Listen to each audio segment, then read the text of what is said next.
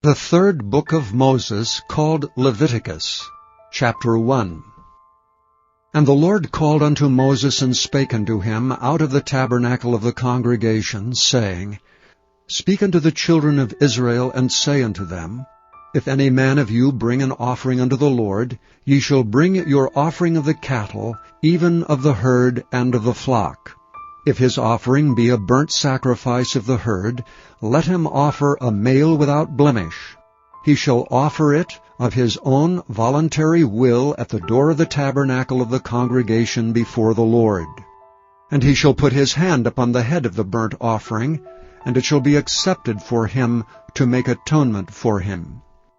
And he shall kill the bullock before the Lord, and the priests Aaron's son shall bring the blood, and sprinkle the blood round about upon the altar that is by the door of the tabernacle of the congregation.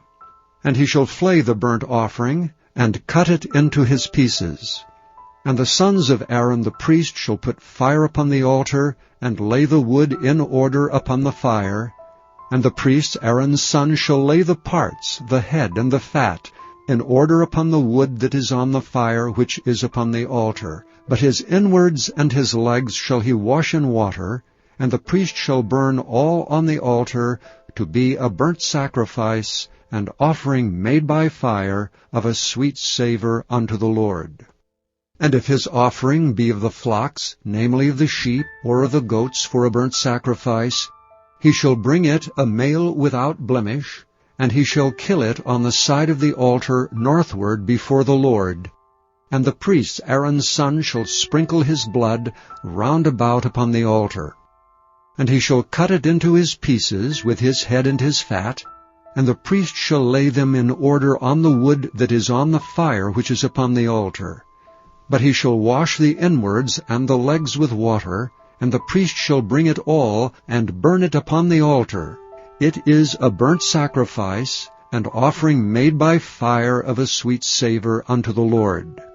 And if the burnt sacrifice for his offering to the Lord be of fowls, then he shall bring his offering of turtle doves or of young pigeons. And the priest shall bring it unto the altar, and wring off his head, and burn it on the altar. And the blood thereof shall be wrung out at the side of the altar, and he shall pluck away his crop with his feathers, and cast it beside the altar on the east part, by the place of the ashes. And he shall cleave it with the wings thereof, but shall not divide it asunder. And the priest shall burn it upon the altar, upon the wood that is upon the fire. It is a burnt sacrifice, and offering made by fire of a sweet savour unto the Lord. Chapter 2. And when any will offer a meat offering unto the Lord, his offering shall be of fine flour, and he shall pour oil upon it, and put frankincense thereon. And he shall bring it to Aaron's sons the priests, and he shall take thereout his handful of the flour thereof, and of the oil thereof, with all the frankincense thereof, and the priest shall burn the memorial of it upon the altar, to be an offering made by fire of a sweet savour unto the Lord.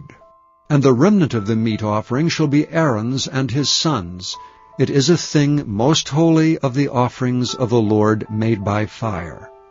And if thou bring an oblation of a meat offering, bacon in the oven, it shall be unleavened cakes of fine flour mingled with oil, or unleavened wafers anointed with oil. And if thy oblation be a meat offering, bacon in a pan, it shall be of fine flour unleavened, mingled with oil. Thou shalt part it in pieces, and pour oil thereon. It is a meat offering. And if thy oblation be a meat offering bacon in the frying pan, it shall be made of fine flour with oil. And thou shalt bring the meat offering that is made of these things unto the Lord, and when it is presented unto the priest, he shall bring it unto the altar. And the priest shall take from the meat offering a memorial thereof, and shall burn it upon the altar. It is an offering made by fire of a sweet savour unto the Lord. And that which is left of the meat offering shall be Aaron's and his sons'. It is a thing most holy of the offerings of the Lord made by fire. No meat offering which ye shall bring unto the Lord shall be made with leaven, for ye shall burn no leaven nor any honey in any offering of the Lord made by fire. As for the oblation of the firstfruits, ye shall offer them unto the Lord, but they shall not be burnt on the altar for a sweet savour. And every oblation of thy meat offering shalt thou season with salt, neither shalt thou suffer the salt of the covenant of thy God to be lacking from thy meat offering. With all thine offerings thou shalt offer salt. And if thou offer a meat offering of thy firstfruits unto the Lord, thou shalt offer for the meat offering of thy firstfruits green ears of corn, dried by the fire, even corn beaten out of full ears. And thou shalt put oil upon it, and lay frankincense thereon. It is a meat offering. And the priest shall burn the memorial of it, part of the beaten corn thereof, and part of the oil thereof, with all the frankincense thereof. It is an offering made by fire unto the Lord. Chapter 3. And if his oblation be a sacrifice of peace offering, if he offer it of the herd, whether it be a male or female, he shall offer it without blemish before the Lord.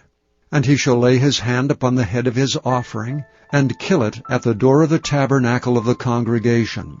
And Aaron's sons the priest shall sprinkle the blood upon the altar round about. And he shall offer of the sacrifice of the peace offering an offering made by fire unto the Lord, the fat that covereth the inwards, and all the fat that is upon the inwards, and the 2 kidneys, and the fat that is on them, which is by the flanks, and the caul above the liver with the kidneys, it shall he take away. And Aaron's son shall burn it on the altar upon the burnt sacrifice, which is upon the wood that is on the fire. It is an offering made by fire of a sweet savour unto the Lord. And if his offering for a sacrifice of peace offering unto the Lord be of the flock, male or female, he shall offer it without blemish. If he offer a lamb for his offering, then shall he offer it before the Lord. And he shall lay his hand upon the head of his offering, and kill it before the tabernacle of the congregation. And Aaron's son shall sprinkle the blood thereof round about upon the altar. And he shall offer of the sacrifice of the peace offering an offering made by fire unto the Lord, the fat thereof, and the whole rump. It shall he take off hard by the backbone, and the fat that covereth the inwards, and all the fat that is upon the inwards, and the 2 kidneys, and the fat that is upon them, which is by the flanks, and the caul above the liver, with the kidneys, it shall he take away. And the priest shall burn it upon the altar. It is the food of the offering made by fire unto the Lord. And if his offering be of a goat, then he shall offer it before the Lord. And he shall lay his hand upon the head of it, and kill it before the tabernacle of the congregation. And the sons of Aaron shall sprinkle the blood thereof upon the altar round about. And he shall offer thereof his offering, even an offering made by fire unto the Lord, the fat that covereth the inwards, and all the fat that is upon the inwards, and the 2 kidneys, and the fat that is upon them, which is by the flanks, and the caul above the liver, with the kidneys, it shall he take away. And the priest shall burn them upon the altar. It is the food of the offering made by fire for a sweet savour. All the fat is the Lord's. It shall be a perpetual statute for your generations throughout all your dwellings, that ye eat neither fat nor blood. Chapter 4. And the Lord spake unto Moses, saying, Speak unto the children of Israel, saying, If a soul shall sin through ignorance against any of the commandments of the Lord concerning things which ought not to be done, and shall do against any of them, if the priest that is anointed do sin according to the sin of the people, then let him bring for his sin which he hath sinned a young bullock without blemish unto the Lord for a sin offering. And he shall bring the bullock unto the door of the tabernacle of the congregation before the Lord, and shall lay his hand upon the bullock's head, and kill the bullock before the Lord. And the priest that is anointed shall take of the bullock's blood, and bring it to the tabernacle of the congregation. And the priest shall dip his finger in the blood, and sprinkle of the blood 7 times before the Lord, before the veil of the sanctuary. And the priest shall put some of the blood upon the horns of the altar of sweet incense before the Lord, which is in the tabernacle of the congregation, and shall pour all the blood of the bullock at the bottom of the altar of the burnt offering, which is at the door of the tabernacle of the congregation. And he shall take off from it all the fat of the bullock for the sin offering, the fat that covereth the inwards, and all the fat that is upon the inwards, and the 2 kidneys, and the fat that is upon them, which is by the flanks, and the caul above the liver with the kidneys, it shall he take away, as it was taken off from the bullock of the sacrifice of peace offerings, and the priest shall burn them upon the altar of the burnt offering. And the skin of the bullock, and all his flesh with his head, and with his legs, and his inwards, and his dung, even the whole bullock shall he carry forth without the camp unto a clean place, where the ashes are poured out, and burn him on the wood with fire. Where the ashes are poured out shall he be burnt. And if the whole congregation of Israel sin through ignorance, and the thing be hid from the eyes of the assembly, and they have done somewhat against any of the commandments of the Lord concerning things which should not be done, and are guilty, when the sin which they have sinned against it is known, then the congregation shall offer a young bullock for the sin, and bring him before the tabernacle of the congregation. And the elders of the congregation shall lay their hands upon the head of the bullock before the Lord, and the bullock shall be killed before the Lord. And the priest that is anointed shall bring of the bullock's blood to the tabernacle of the congregation. And the priest shall dip his finger in some of the blood, and sprinkle it 7 times before the Lord, even before the veil. And he shall put some of the blood upon the horns of the altar which is before the Lord, that is in the tabernacle of the congregation, and shall pour out all the blood at the bottom of the altar of the burnt offering, which is at the door of the tabernacle of the congregation. And he shall take all his fat from him, and burn it upon the altar. And he shall do with the bullock as he did with the bullock for a sin offering, so shall he do with this, and the priest shall make an atonement for them, and it shall be forgiven them. And he shall carry forth the bullock without the camp, and burn him as he burned the first bullock. It is a sin offering for the congregation. When a ruler hath sinned, and done somewhat through ignorance against any of the commandments of the Lord his God concerning things which should not be done, and is guilty, or if his sin, wherein he hath sinned, come to his knowledge, he shall bring his offering, a kid of the goats, a male without blemish. And he shall lay his hand upon the head of the goat, and kill it in the place where they kill the burnt offering before the Lord. It is a sin offering. And the priest shall take of the blood of the sin offering with his finger, and put it upon the horns of the altar of burnt offering, and shall pour out his blood at the bottom of the altar of burnt offering.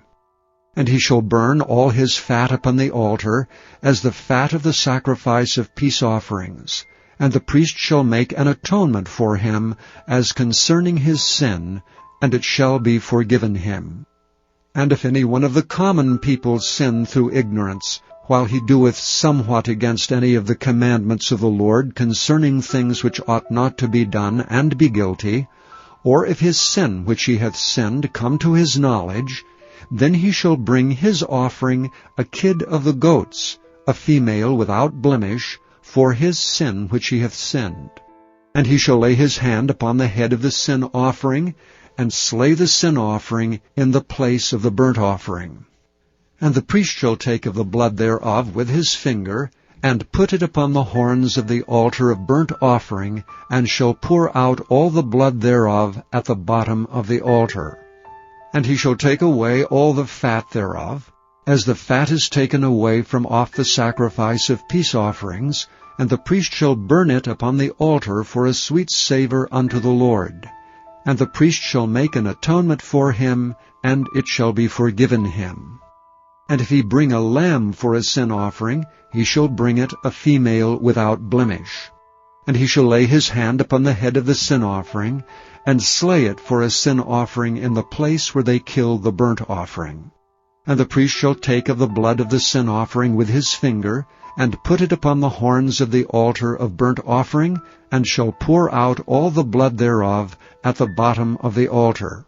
And he shall take away all the fat thereof, as the fat of the lamb is taken away from the sacrifice of the peace offerings, and the priest shall burn them upon the altar according to the offerings made by fire unto the Lord.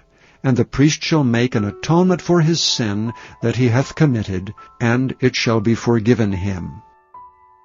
Chapter 5.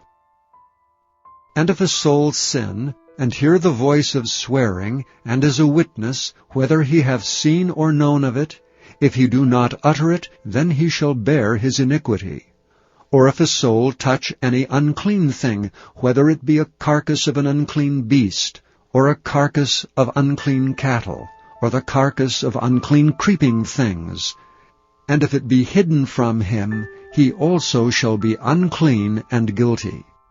Or if he touch the uncleanness of man, whatsoever uncleanness it be, that a man shall be defiled withal, and it be hid from him, when he knoweth of it, then he shall be guilty. Or if a soul swear, pronouncing with his lips to do evil, or to do good, whatsoever it be that a man shall pronounce with an oath, and it be hid from him, when he knoweth of it, then he shall be guilty in one of these. And it shall be, when he shall be guilty in one of these things, that he shall confess that he hath sinned in that thing. And he shall bring his trespass offering unto the Lord for his sin which he hath sinned, a female from the flock, a lamb or a kid of the goats, for a sin offering. And the priest shall make an atonement for him concerning his sin. And if he be not able to bring a lamb, then he shall bring for his trespass which he hath committed 2 turtle doves, or 2 young pigeons unto the Lord, one for a sin offering, and the other for a burnt offering. And he shall bring them unto the priest, who shall offer that which is for sin offering first, and wring off his head from his neck, but shall not divide it asunder, and he shall sprinkle of the blood of the sin offering upon the side of the altar, and the rest of the blood shall be wrung out at the bottom of the altar. It is a sin offering. And he shall offer the second for a burnt offering, according to the manner, and the priest shall make an atonement for him for his sin which he hath sinned, and it shall be forgiven him. But if he be not able to bring 2 turtle doves or 2 young pigeons, then he that sinneth shall bring for his offering the 10th part of an ephah of fine flour for a sin offering. He shall put no oil upon it, neither shall he put any frankincense thereon, for it is a sin offering. Then shall he bring it to the priest, and the priest shall take his handful of it, even a memorial thereof, and burn it on the altar, according to the offering made by fire unto the Lord. It is a sin offering. And the priest shall make an atonement for him as touching his sin that he hath sinned in one of these, and it shall be forgiven him. And the remnant shall be the priest's as a meat offering. And the Lord spake unto Moses, saying, If a soul commit a trespass, and sin through ignorance in the holy things of the Lord, then he shall bring for his trespass unto the Lord a ram without blemish out of the flocks, with thy estimation of shekels of silver, after the shekel of the sanctuary, for a trespass offering. And he shall make amends for the harm that he hath done in the holy thing, and shall add the 5th part thereto, and give it unto the priest. And the priest shall make an atonement for him with the ram of the trespass offering, and it shall be forgiven him. And if a soul sin, and commit any of these things which are forbidden to be done by the commandments of the Lord, though he wist it not, yet is he guilty, and shall bear his iniquity. And he shall bring a ram without blemish out of the flock, with thy estimation for a trespass offering unto the priest. And the priest shall make an atonement for him concerning his ignorance wherein he erred, and wist it not, and it shall be forgiven him. It is a trespass offering. he hath certainly trespassed against the Lord. Chapter 6. And the Lord spake unto Moses, saying, If a soul sin, and commit a trespass against the Lord, and lie unto his neighbor in that which was delivered him to keep, or in fellowship, or in a thing taken away by violence, or hath deceived his neighbor, or hath found that which was lost, and lieth concerning it, and sweareth falsely, in any of all these that a man doeth, sinning therein, then it shall be, because he hath sinned and is guilty, that he shall restore that which he took violently away, or the thing which he hath deceitfully gotten, or that which was delivered him to keep, or the lost thing which he found, or all that about which he hath sworn falsely. He shall even restore it in the principal, and shall add the 5th part more thereto, and give it unto him to whom it appertaineth, in the day of his trespass offering. And he shall bring his trespass offering unto the Lord, a ram without blemish out of the flock, with thy estimation, for a trespass offering unto the priest. And the priest shall make an atonement for him before the Lord, and it shall be forgiven him for anything of all that he hath done in trespassing therein. And the Lord spake unto Moses, saying, Command Aaron and his sons, saying, This is the law of the burnt offering. It is the burnt offering because of the burning upon the altar all night unto the morning, and the fire of the altar shall be burning in it.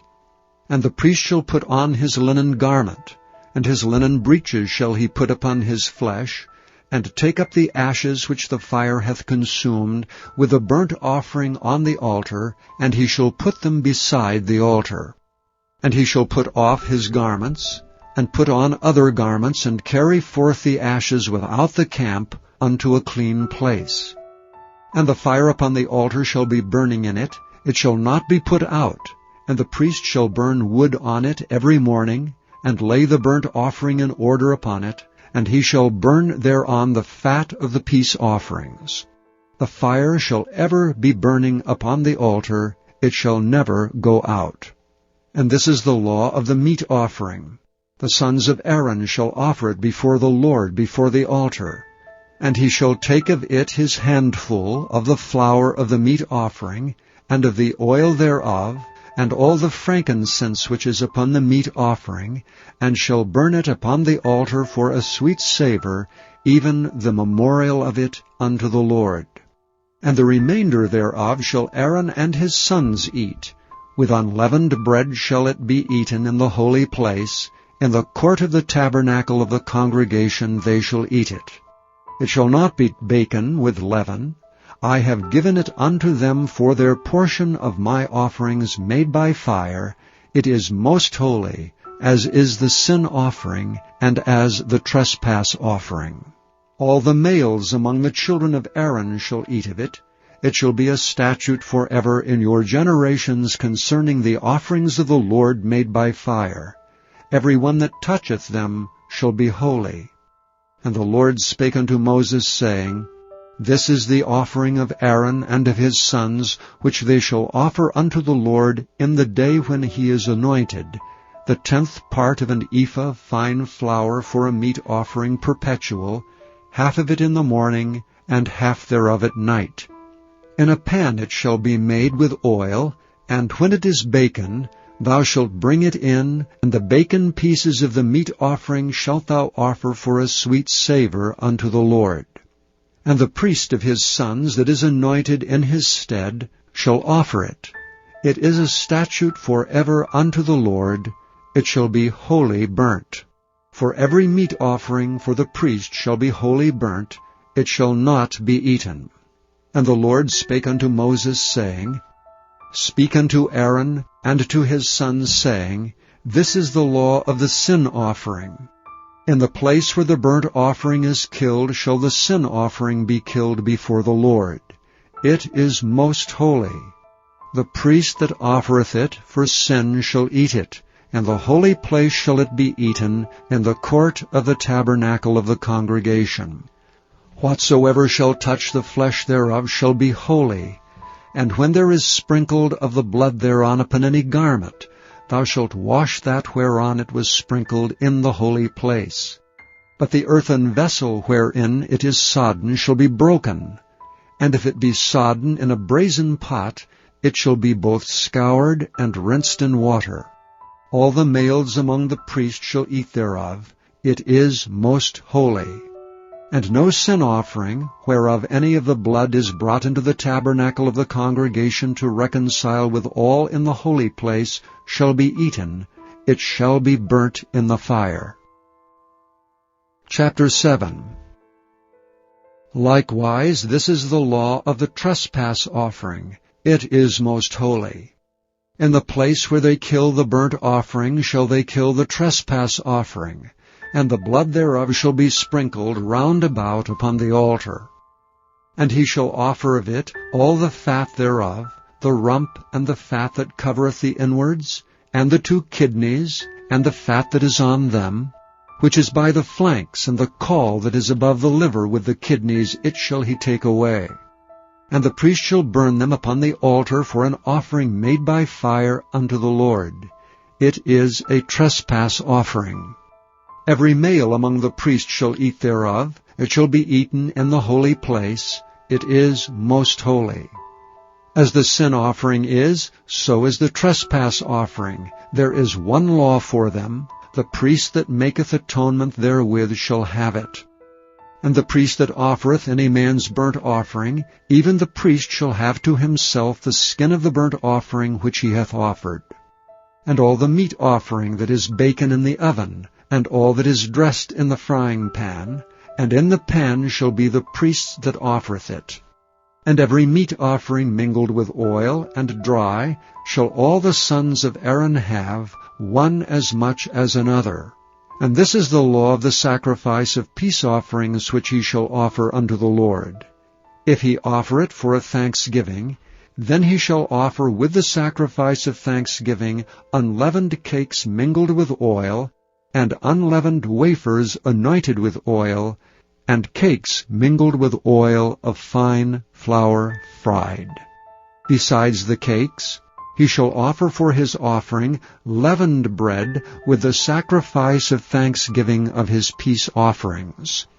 And of it he shall offer 1 out of a whole oblation for an heave offering unto the Lord, and it shall be the priest that sprinkleth the blood of the peace offerings. And the flesh of the sacrifice of his peace offerings for thanksgiving shall be eaten the same day that it is offered. He shall not leave any of it until the morning. But if the sacrifice of his offering be a vow, or a voluntary offering, it shall be eaten the same day that he offereth his sacrifice, and on the morrow also the remainder of it shall be eaten. But the remainder of the flesh of the sacrifice of the 3rd day shall be burnt with fire. And if any of the flesh of the sacrifice of his peace offerings be eaten at all on the 3rd day, it shall not be accepted, neither shall it be imputed unto him that offereth it. It shall be an abomination, and the soul that eateth of it shall bear his iniquity. And the flesh that toucheth any unclean thing shall not be eaten. It shall be burnt with fire. And as for the flesh, all that be clean shall eat thereof. But the soul that eateth of the flesh of the sacrifice of peace offerings, that pertain unto the Lord, having his uncleanness upon him, even that soul shall be cut off from his people. Moreover, the soul that shall touch any unclean thing, as the uncleanness of man, or any unclean beast, or any abominable unclean thing, and eat of the flesh of the sacrifice of peace offerings, which pertain unto the Lord, even that soul shall be cut off from his people.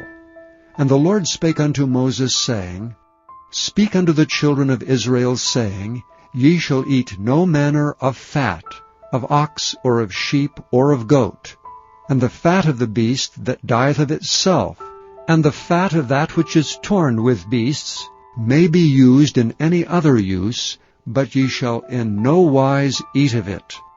For whosoever eateth the fat of the beasts, of which men offer an offering made by fire unto the Lord, even the soul that eateth it shall be cut off from his people.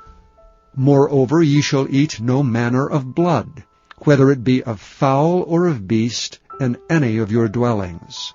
Whatsoever soul it be that eateth any manner of blood, even that soul shall be cut off from his people. And the Lord spake unto Moses, saying, Speak unto the children of Israel, saying, He that offereth the sacrifice of his peace offering unto the Lord shall bring his oblation unto the Lord of the sacrifice of his peace offerings. His own hand shall bring the offerings of the Lord made by fire, the fat with the breast, it shall he bring, that the breast may be waved for a wave offering before the Lord. And the priest shall burn the fat upon the altar, but the breast shall be Aaron's and his sons'. And the right shoulder shall ye give unto the priest for an heave offering of the sacrifices of your peace offerings. He among the sons of Aaron, that offereth the blood of the peace offerings and the fat, shall have the right shoulder for his part.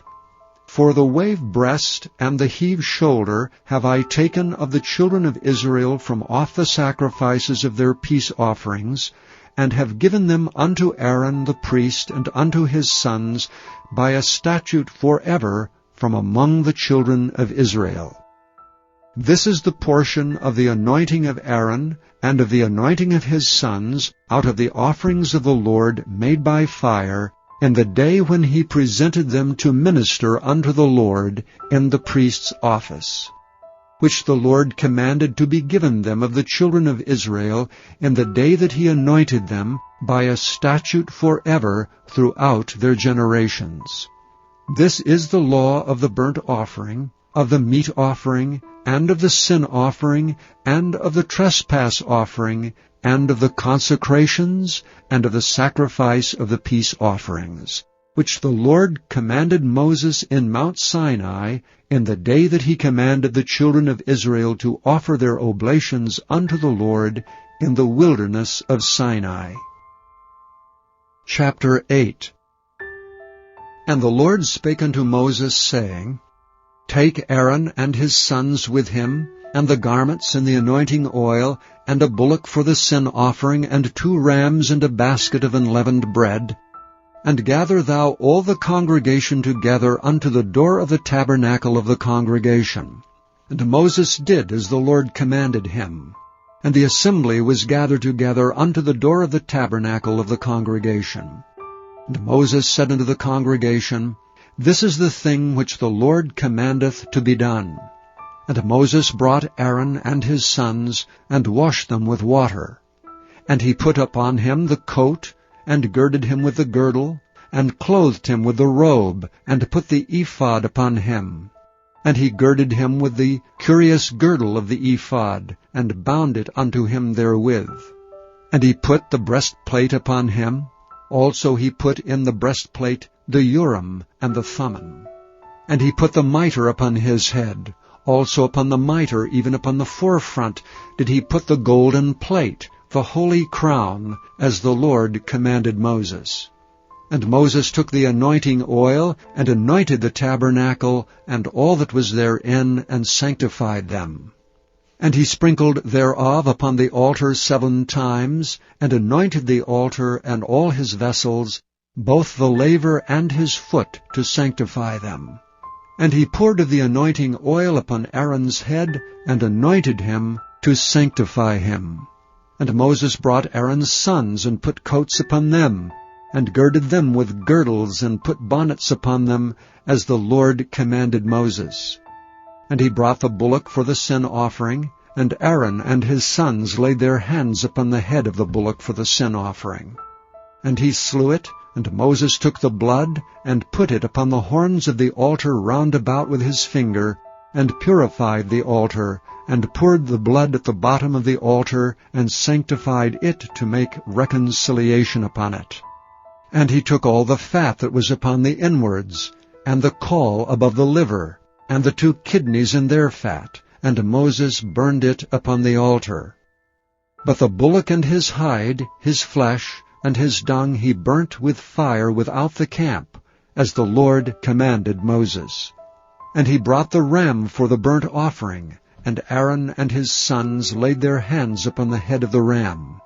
And he killed it, and Moses sprinkled the blood upon the altar round about. And he cut the ram into pieces, and Moses burnt the head, and the pieces, and the fat. And he washed the inwards and the legs in water, and Moses burnt the whole ram upon the altar. It was a burnt sacrifice for a sweet savour, and an offering made by fire unto the Lord, as the Lord commanded Moses. And he brought the other ram, the ram of consecration, and Aaron and his sons laid their hands upon the head of the ram. And he slew it, and Moses took of the blood of it, and put it upon the tip of Aaron's right ear, and upon the thumb of his right hand, and upon the great toe of his right foot. And he brought Aaron's sons, and Moses put of the blood upon the tip of their right ear, and upon the thumbs of their right hands, and upon the great toes of their right feet. And Moses sprinkled the blood upon the altar round about. And he took the fat, and the rump, and all the fat that was upon the inwards, and the caul above the liver, and the 2 kidneys and their fat, and the right shoulder. And out of the basket of unleavened bread that was before the Lord, he took 1 unleavened cake, and a cake of oiled bread, and 1 wafer, and put them on the fat, and upon the right shoulder. And he put all upon Aaron's hands, and upon his sons' hands, and waved them for a wave offering before the Lord. And Moses took them from off their hands, and burnt them on the altar upon the burnt offering. They were consecrations for a sweet savour. It is an offering made by fire unto the Lord. And Moses took the breast and waved it for a wave offering before the Lord. For of the ram of consecration it was Moses' part, as the Lord commanded Moses. And Moses took of the anointing oil, and of the blood which was upon the altar, and sprinkled it upon Aaron, and upon his garments, and upon his sons' garments with him, and sanctified Aaron, and his garments, and his sons' garments with him. And Moses said unto Aaron and to his sons, Boil the flesh at the door of the tabernacle of the congregation, and there eat it with the bread that is in the basket of consecration, as I commanded, saying, Aaron and his sons shall eat it. And that which remaineth of the flesh and of the bread shall ye burn with fire. And ye shall not go out of the door of the tabernacle of the congregation in 7 days, until the days of your consecration be at an end. For 7 days shall he consecrate you. And as he hath done this day, so the Lord hath commanded to do, to make an atonement for you. Therefore shall ye abide at the door of the tabernacle of the congregation, day and night 7 days, and keep the charge of the Lord, that ye die not, for so I am commanded. So Aaron and his sons did all things which the Lord commanded by the hand of Moses. Chapter 9. And it came to pass on the 8th day that Moses called Aaron and his sons and the elders of Israel, and he said unto Aaron, Take thee a young calf for a sin offering, and a ram for a burnt offering without blemish, and offer them before the Lord. And unto the children of Israel thou shalt speak, saying, Take ye a kid of the goats for a sin offering, and a calf and a lamb, both of the first year without blemish, for a burnt offering. Also a bullock and a ram for peace offerings to sacrifice before the Lord, and a meat offering mingled with oil, for today the Lord will appear unto you. And they brought that which Moses commanded before the tabernacle of the congregation. And all the congregation drew near and stood before the Lord. And Moses said, This is the thing which the Lord commanded that ye should do, and the glory of the Lord shall appear unto you. And Moses said unto Aaron, Go unto the altar, and offer thy sin offering, and thy burnt offering, and make an atonement for thyself and for the people, and offer the offering of the people, and make an atonement for them, as the Lord commanded. Aaron therefore went unto the altar, and slew the calf of the sin offering which was for himself. And the sons of Aaron brought the blood unto him, and he dipped his finger in the blood, and put it upon the horns of the altar, and poured out the blood at the bottom of the altar. But the fat, and the kidneys, and the caul above the liver of the sin offering, he burnt upon the altar as the Lord commanded Moses. And the flesh and the hide he burnt with fire without the camp. And he slew the burnt offering, and Aaron's sons presented unto him the blood which he sprinkled round about upon the altar. And they presented the burnt offering unto him, with the pieces thereof, and the head, and he burnt them upon the altar.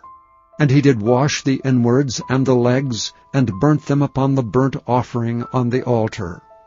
And he brought the people's offerings, and took the goat which was the sin offering for the people, and slew it, and offered it for sin as the first. And he brought the burnt offering, and offered it according to the manner.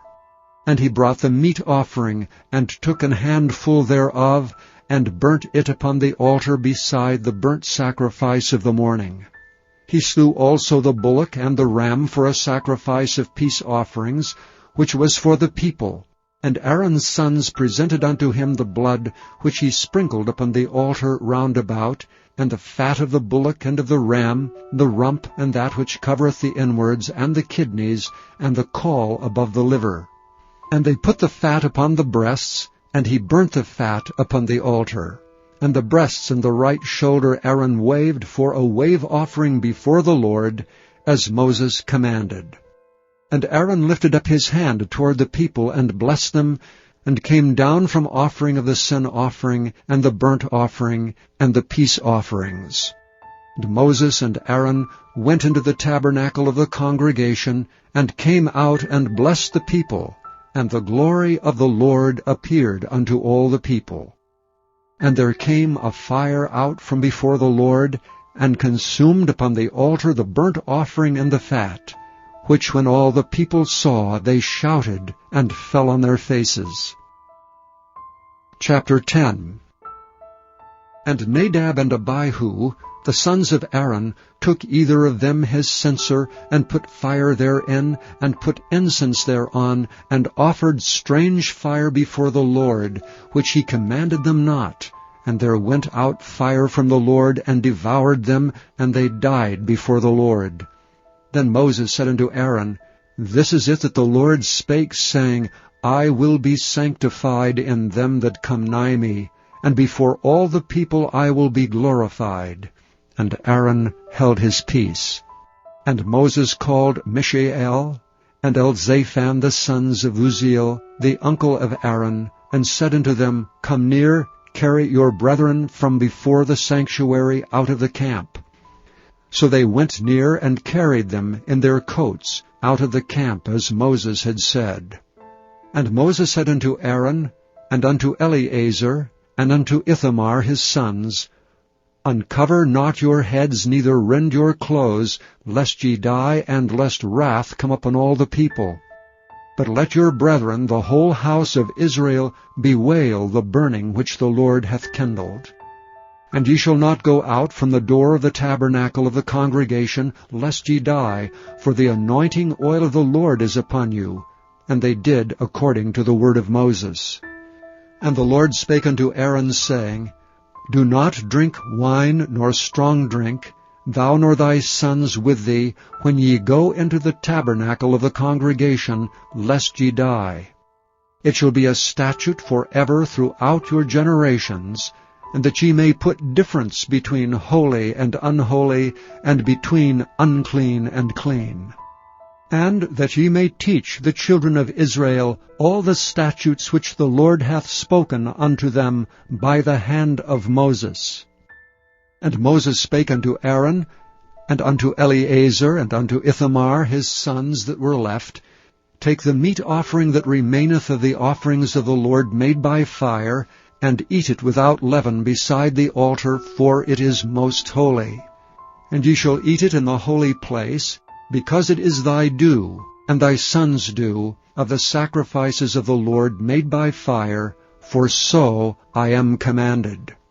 And the wave breast and heave shoulder shall ye eat in a clean place, thou and thy sons and thy daughters with thee, for they be thy due, and thy sons' due, which are given out of the sacrifices of peace offerings of the children of Israel. The heave shoulder and the wave breast shall they bring with the offerings made by fire of the fat, to wave it for a wave offering before the Lord. And it shall be thine and thy sons with thee by a statute forever, as the Lord hath commanded. And Moses diligently sought the goat of the sin offering, and behold, it was burnt. And he was angry with Eleazar and Ithamar, the sons of Aaron, which were left alive, saying, Wherefore have ye not eaten the sin offering in the holy place, seeing it is most holy, and God hath given it you to bear the iniquity of the congregation, to make atonement for them before the Lord? Behold, the blood of it was not brought in within the holy place. Ye should indeed have eaten it in the holy place, as I commanded. And Aaron said unto Moses, Behold, this day have they offered their sin offering and their burnt offering before the Lord, and such things have befallen me. And if I had eaten the sin offering today, should it have been accepted in the sight of the Lord? And when Moses heard that, he was content. Chapter 11. And the Lord spake unto Moses and to Aaron, saying unto them, Speak unto the children of Israel, saying, These are the beasts which ye shall eat among all the beasts that are on the earth. Whatsoever parteth the hoof, and is cloven-footed, and cheweth the cud among the beasts, that shall ye eat. Nevertheless, these shall ye not eat of them that chew the cud, or of them that divide the hoof. As the camel, because he cheweth the cud, but divideth not the hoof, he is unclean unto you. And the coney, because he cheweth the cud, but divideth not the hoof, he is unclean unto you. And the hare, because he cheweth the cud, but divideth not the hoof, he is unclean unto you. And the swine, though he divide the hoof, and be cloven-footed, yet he cheweth not the cud, he is unclean to you. Of their flesh shall ye not eat, and their carcasses shall ye not touch, they are unclean to you. These shall ye eat of all that are in the waters, whatsoever hath fins and scales in the waters, in the seas and in the rivers, them shall ye eat. And all that have not fins and scales in the seas and in the rivers, and all that move in the waters, and of any living thing which is in the waters, they shall be an abomination unto you. They shall be even an abomination unto you. Ye shall not eat of their flesh, but ye shall have their carcasses in abomination. Whatsoever hath no fins nor scales in the waters, that shall be an abomination unto you. And these are they which ye shall have in abomination among the fowls. They shall not be eaten. They are an abomination, the eagle, and the ossifrage, and the osprey, and the vulture, and the kite after his kind, every raven after his kind, and the owl, and the nighthawk, and the cuckoo, and the hawk after his kind, and the little owl, and the cormorant, and the great owl, and the swan, and the pelican, and the gyre eagle, and the stork, the heron after her kind, and the lapwing, and the bat. All fowls that creep, going upon all four, shall be an abomination unto you. Yet these may ye eat of, every flying creeping thing that goeth upon all four, which have legs above their feet, to leap withal upon the earth. Even these of them ye may eat, the locust after his kind, and the bald locust after his kind, and the beetle after his kind, and the grasshopper after his kind. But all other flying, creeping things, which have 4 feet, shall be an abomination unto you. And for these ye shall be unclean. Whosoever toucheth the carcass of them shall be unclean until the even. And whosoever beareth aught of the carcass of them shall wash his clothes, and be unclean until the even. The carcasses of every beast which divideth the hoof, and is not cloven-footed, nor cheweth the cud, are unclean unto you. Every one that toucheth them shall be unclean. And whatsoever goeth upon his paws among all manner of beasts that go on all four, those are unclean unto you. Whoso toucheth their carcass shall be unclean until the even. And he that beareth the carcass of them shall wash his clothes, and be unclean until the even. They are unclean unto you. These also shall be unclean unto you among the creeping things that creep upon the earth, the weasel, and the mouse, and the tortoise after his kind, and the ferret, and the chameleon, and the lizard, and the snail, and the mole. These are unclean to you among all that creep. Whosoever doth touch them, when they be dead, shall be unclean until the even. And upon whatsoever any of them, when they are dead, doth fall, it shall be unclean, whether it be any vessel of wood, or raiment, or skin, or sack, whatsoever vessel it be, wherein any work is done, it must be put into water, and it shall be unclean until the even, so it shall be cleansed. And every earthen vessel, whereinto any of them falleth, whatsoever is in it shall be unclean, and ye shall break it. Of all meat which may be eaten, that on which such water cometh shall be unclean, and all drink that may be drunk in every such vessel shall be unclean. And everything whereupon any part of their carcass falleth shall be unclean, whether it be oven or ranges for pots, they shall be broken down, for they are unclean, and shall be unclean unto you.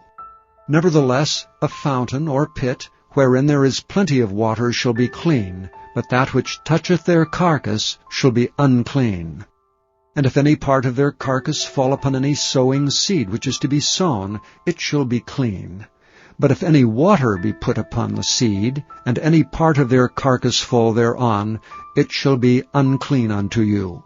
And if any beast, of which ye may eat, die, he that toucheth the carcass thereof shall be unclean until the even. And he that eateth of the carcass of it shall wash his clothes, and be unclean until the even.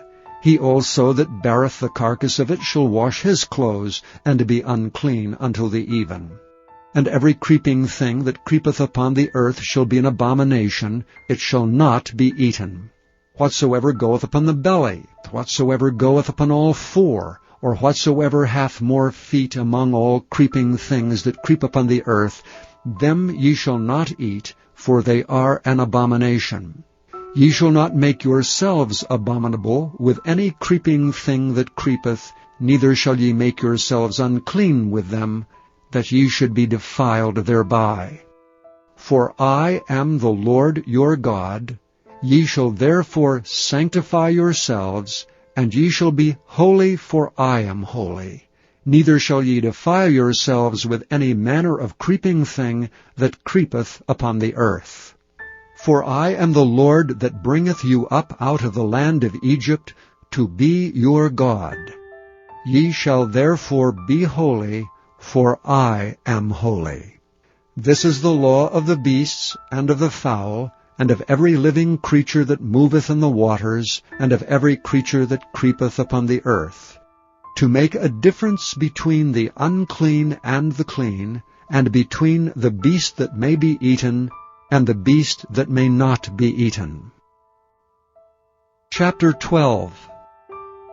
And the Lord spake unto Moses, saying, Speak unto the children of Israel, saying, If a woman have conceived seed, and born a man-child, then she shall be unclean 7 days. According to the days of the separation of her infirmity shall she be unclean. And in the 8th day the flesh of his foreskin shall be circumcised. And she shall then continue in the blood of her purifying 33 days. She shall touch no hallowed thing, nor come into the sanctuary, until the days of her purifying be fulfilled. But if she bear a maid-child, then she shall be unclean 2 weeks, as in her separation. And she shall continue in the blood of her purifying 66 days. And when the days of her purifying are fulfilled, for a son or for a daughter, she shall bring a lamb of the 1st year for a burnt offering, and a young pigeon or a turtle dove for a sin offering unto the door of the tabernacle of the congregation unto the priest, who shall offer it before the Lord, and make an atonement for her, and she shall be cleansed from the issue of her blood. This is the law for her that hath borne a male or a female. And if she be not able to bring a lamb, then she shall bring 2 turtles, or 2 young pigeons, the one for the burnt offering, and the other for a sin offering.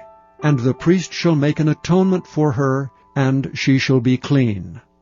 Chapter 13.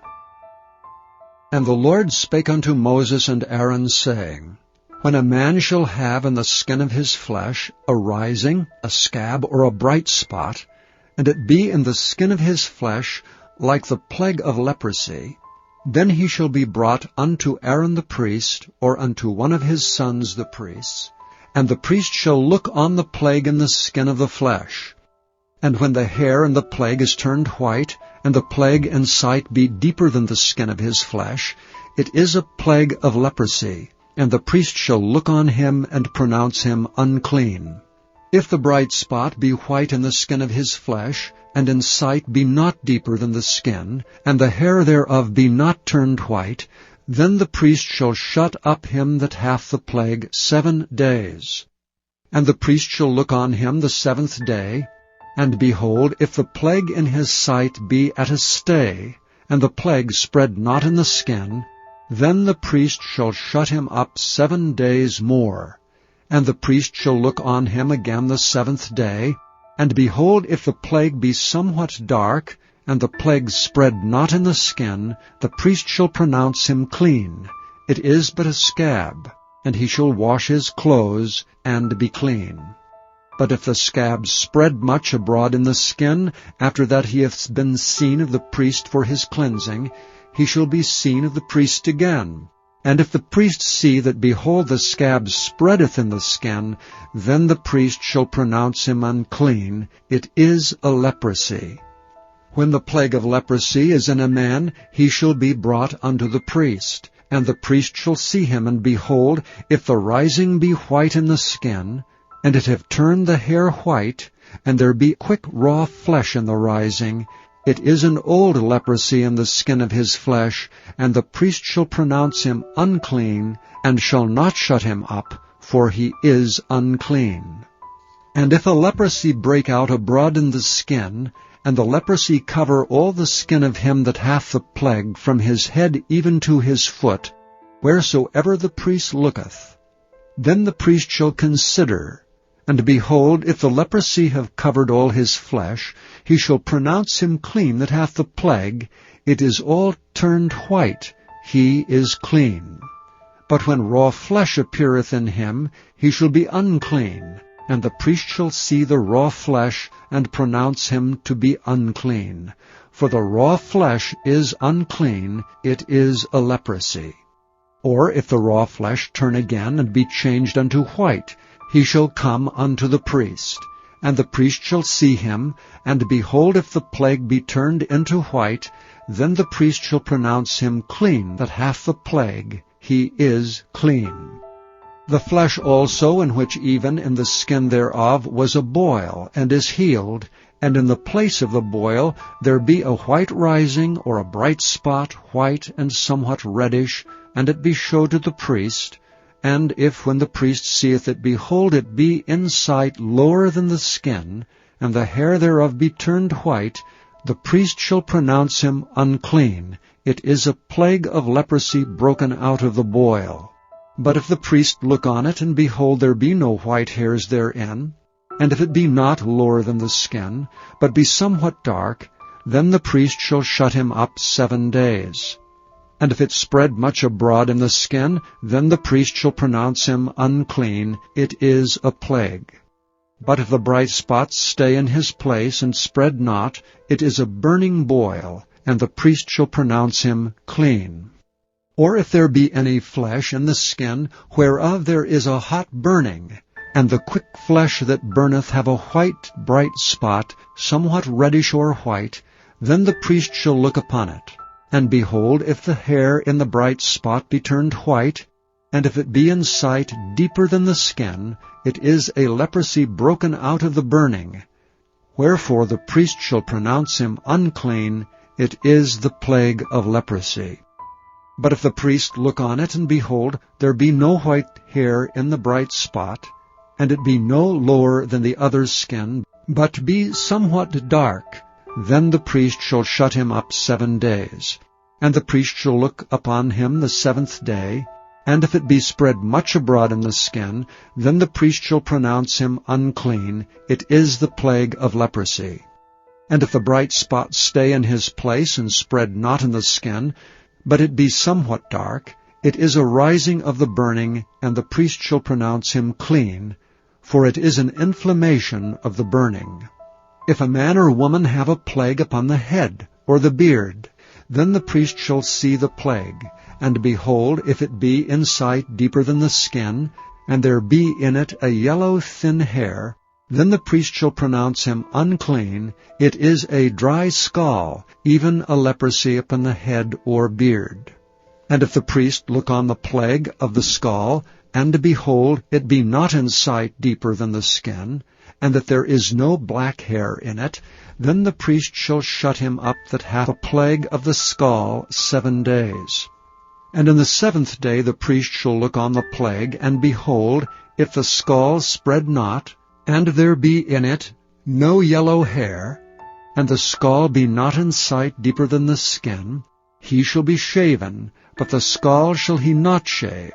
And the priest shall shut him up that hath the scall 7 days more. And in the 7th day the priest shall look on the scall, and behold, if the scall be not spread in the skin, nor be in sight deeper than the skin, then the priest shall pronounce him clean, and he shall wash his clothes, and be clean. But if the scall spread abroad much in the skin after his cleansing, then the priest shall look on him, and behold, if the scall be spread in the skin, the priest shall not seek for yellow hair, he is unclean. But if the scall be in his sight at a stay, and that there is black hair grown up therein, the scall is healed, he is clean, and the priest shall pronounce him clean. If a man also or a woman have in the skin of their flesh bright spots, even white bright spots, then the priest shall look. And behold, if the bright spots in the skin of their flesh be darkish white, it is a freckled spot that groweth in the skin, he is clean. And the man whose hair is fallen off his head, he is bald, yet he is clean. And he that hath his hair fallen off from part of his head toward his face, he is forehead bald, yet he is clean. And if there be in the bald head, or bald forehead, a white reddish sore, it is a leprosy sprung up in his bald head or his bald forehead. Then the priest shall look upon it, and behold, if the rising of the sore be white reddish in his bald head, or in his bald forehead, as the leprosy appeareth in the skin of the flesh, he is a leprous man, he is unclean. The priest shall pronounce him utterly unclean, his plague is in his head. And if the leper in whom the plague is, his clothes shall be rent, and his head bare, and he shall put a covering upon his upper lip, and shall cry, Unclean, unclean. All the days wherein the plague shall be in him, he shall be defiled. He is unclean, he shall dwell alone, without the camp shall his habitation be. The garment also that the plague of leprosy is in, whether it be a woolen garment or a linen garment, whether it be in the warp or woof, of linen or of woolen, whether in a skin or in anything made of skin, and if the plague be greenish or reddish in the garment, or in the skin, either in the warp or in the woof, or in anything of skin, it is a plague of leprosy, and shall be showed unto the priest. And the priest shall look upon the plague, and shut up it that hath the plague 7 days. And he shall look on the plague on the 7th day. If the plague be spread in the garment, either in the warp or in the woof, or in a skin, or in any work that is made of skin, the plague is in a fretting leprosy, it is unclean. He shall therefore burn that garment, whether warp or woof, in woolen or in linen, or anything of skin wherein the plague is. For it is a fretting leprosy, it shall be burnt in the fire. And if the priest shall look and behold the plague be not spread in the garment, either in the warp or in the woof, or in anything of skin, then the priest shall command that they wash the thing wherein the plague is, and he shall shut it up 7 days more. And the priest shall look on the plague, after that it is washed. And behold, if the plague have not changed his color, and the plague be not spread, it is unclean. Thou shalt burn it in the fire. It is fret inward, whether it be bare within or without. And if the priest look, and behold, the plague be somewhat dark after the washing of it, then he shall rend it out of the garment, or out of the skin, or out of the warp, or out of the woof. And if it appears still in the garment, either in the warp, or in the woof, or in anything of skin, it is a spreading plague. Thou shalt burn that wherein the plague is with fire. And the garment, either warp or woof, or whatsoever thing of skin it be, which thou shalt wash, if the plague be departed from them, then it shall be washed the second time, and shall be clean. This is the law of the plague of leprosy in a garment of woolen or linen, either in the warp or woof, or anything of skins, to pronounce it clean, or to pronounce it unclean. Chapter 14. And the Lord spake unto Moses, saying, This shall be the law of the leper in the day of his cleansing. He shall be brought unto the priest. And the priest shall go forth out of the camp, and the priest shall look, and behold, if the plague of leprosy be healed in the leper, then shall the priest command to take for him that is to be cleansed 2 birds alive and clean, and cedar wood, and scarlet, and hyssop. And the priest shall command that one of the birds be killed in an earthen vessel over running water. As for the living bird, he shall take it, and the cedar wood, and the scarlet, and the hyssop, and shall dip them and the living bird in the blood of the bird that was killed over the running water. And he shall sprinkle upon him that is to be cleansed from the leprosy 7 times, and shall pronounce him clean, and shall let the living bird loose into the open field. And he that is to be cleansed shall wash his clothes, and shave off all his hair, and wash himself in water, that he may be clean. And after that he shall come into the camp, and shall tarry abroad out of his tent 7 days. But it shall be on the 7th day that he shall shave all his hair off his head, and his beard and his eyebrows, even all his hair he shall shave off. And he shall wash his clothes, also he shall wash his flesh in water, and he shall be clean. And on the 8th day he shall take 2 he-lambs without blemish, and 1 ewe-lamb of the first year without blemish, and 3/10 deals of fine flour for a meat offering mingled with oil, and 1 log of oil. And the priest that maketh him clean shall present the man that is to be made clean, and those things before the Lord at the door of the tabernacle of the congregation. And the priest shall take 1 he-lamb, and offer him for a trespass offering, and the log of oil, and wave them for a wave offering before the Lord. And he shall slay the lamb in the place where he shall kill the sin offering and the burnt offering in the holy place. For as the sin offering is the priest's, so is the trespass offering. It is most holy. And the priest shall take some of the blood of the trespass offering, and the priest shall put it upon the tip of the right ear of him that is to be cleansed, and upon the thumb of his right hand, and upon the great toe of his right foot. And the priest shall take some of the log of oil, and pour it into the palm of his own left hand. And the priest shall dip his right finger in the oil that is in his left hand, and shall sprinkle of the oil with his finger 7 times before the Lord. And of the rest of the oil that is in his hand shall the priest put upon the tip of the right ear of him that is to be cleansed, and upon the thumb of his right hand, and upon the great toe of his right foot, upon the blood of the trespass offering. And the remnant of the oil that is in the priest's hand he shall pour upon the head of him that is to be cleansed, and the priest shall make an atonement for him before the Lord. And the priest shall offer the sin offering, and make an atonement for him that is to be cleansed from his uncleanness, and afterward he shall kill the burnt offering.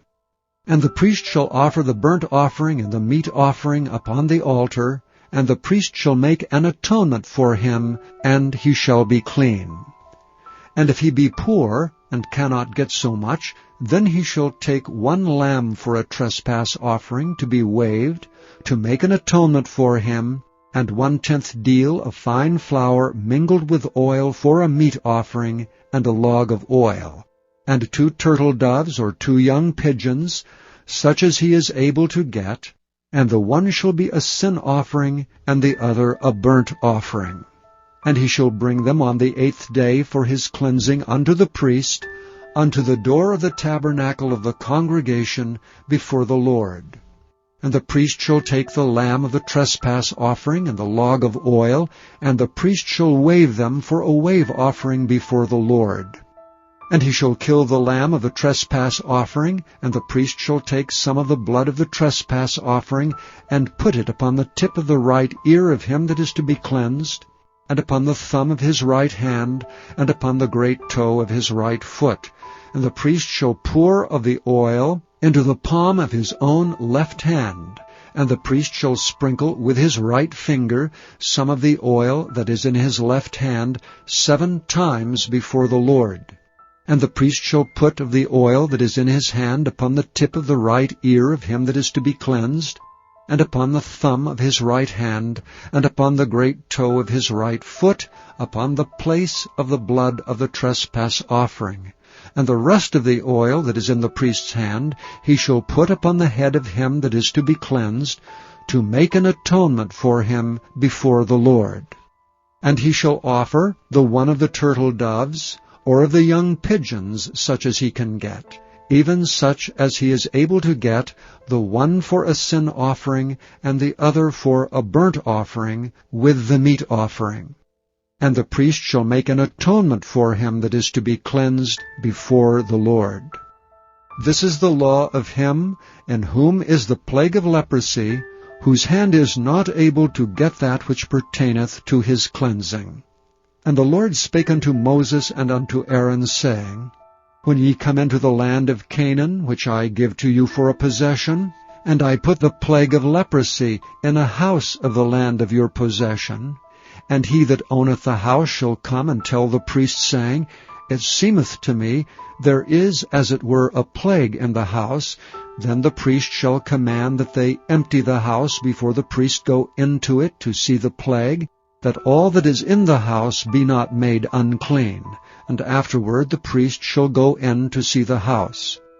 And he shall look on the plague, and behold, if the plague be in the walls of the house with hollow strakes, greenish or reddish, which in sight are lower than the wall, then the priest shall go out of the house to the door of the house, and shut up the house 7 days.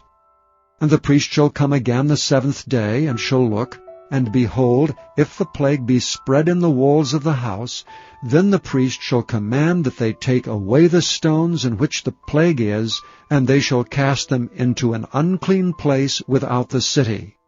And he shall cause the house to be scraped within round about, and they shall pour out the dust that they scrape off without the city into an unclean place.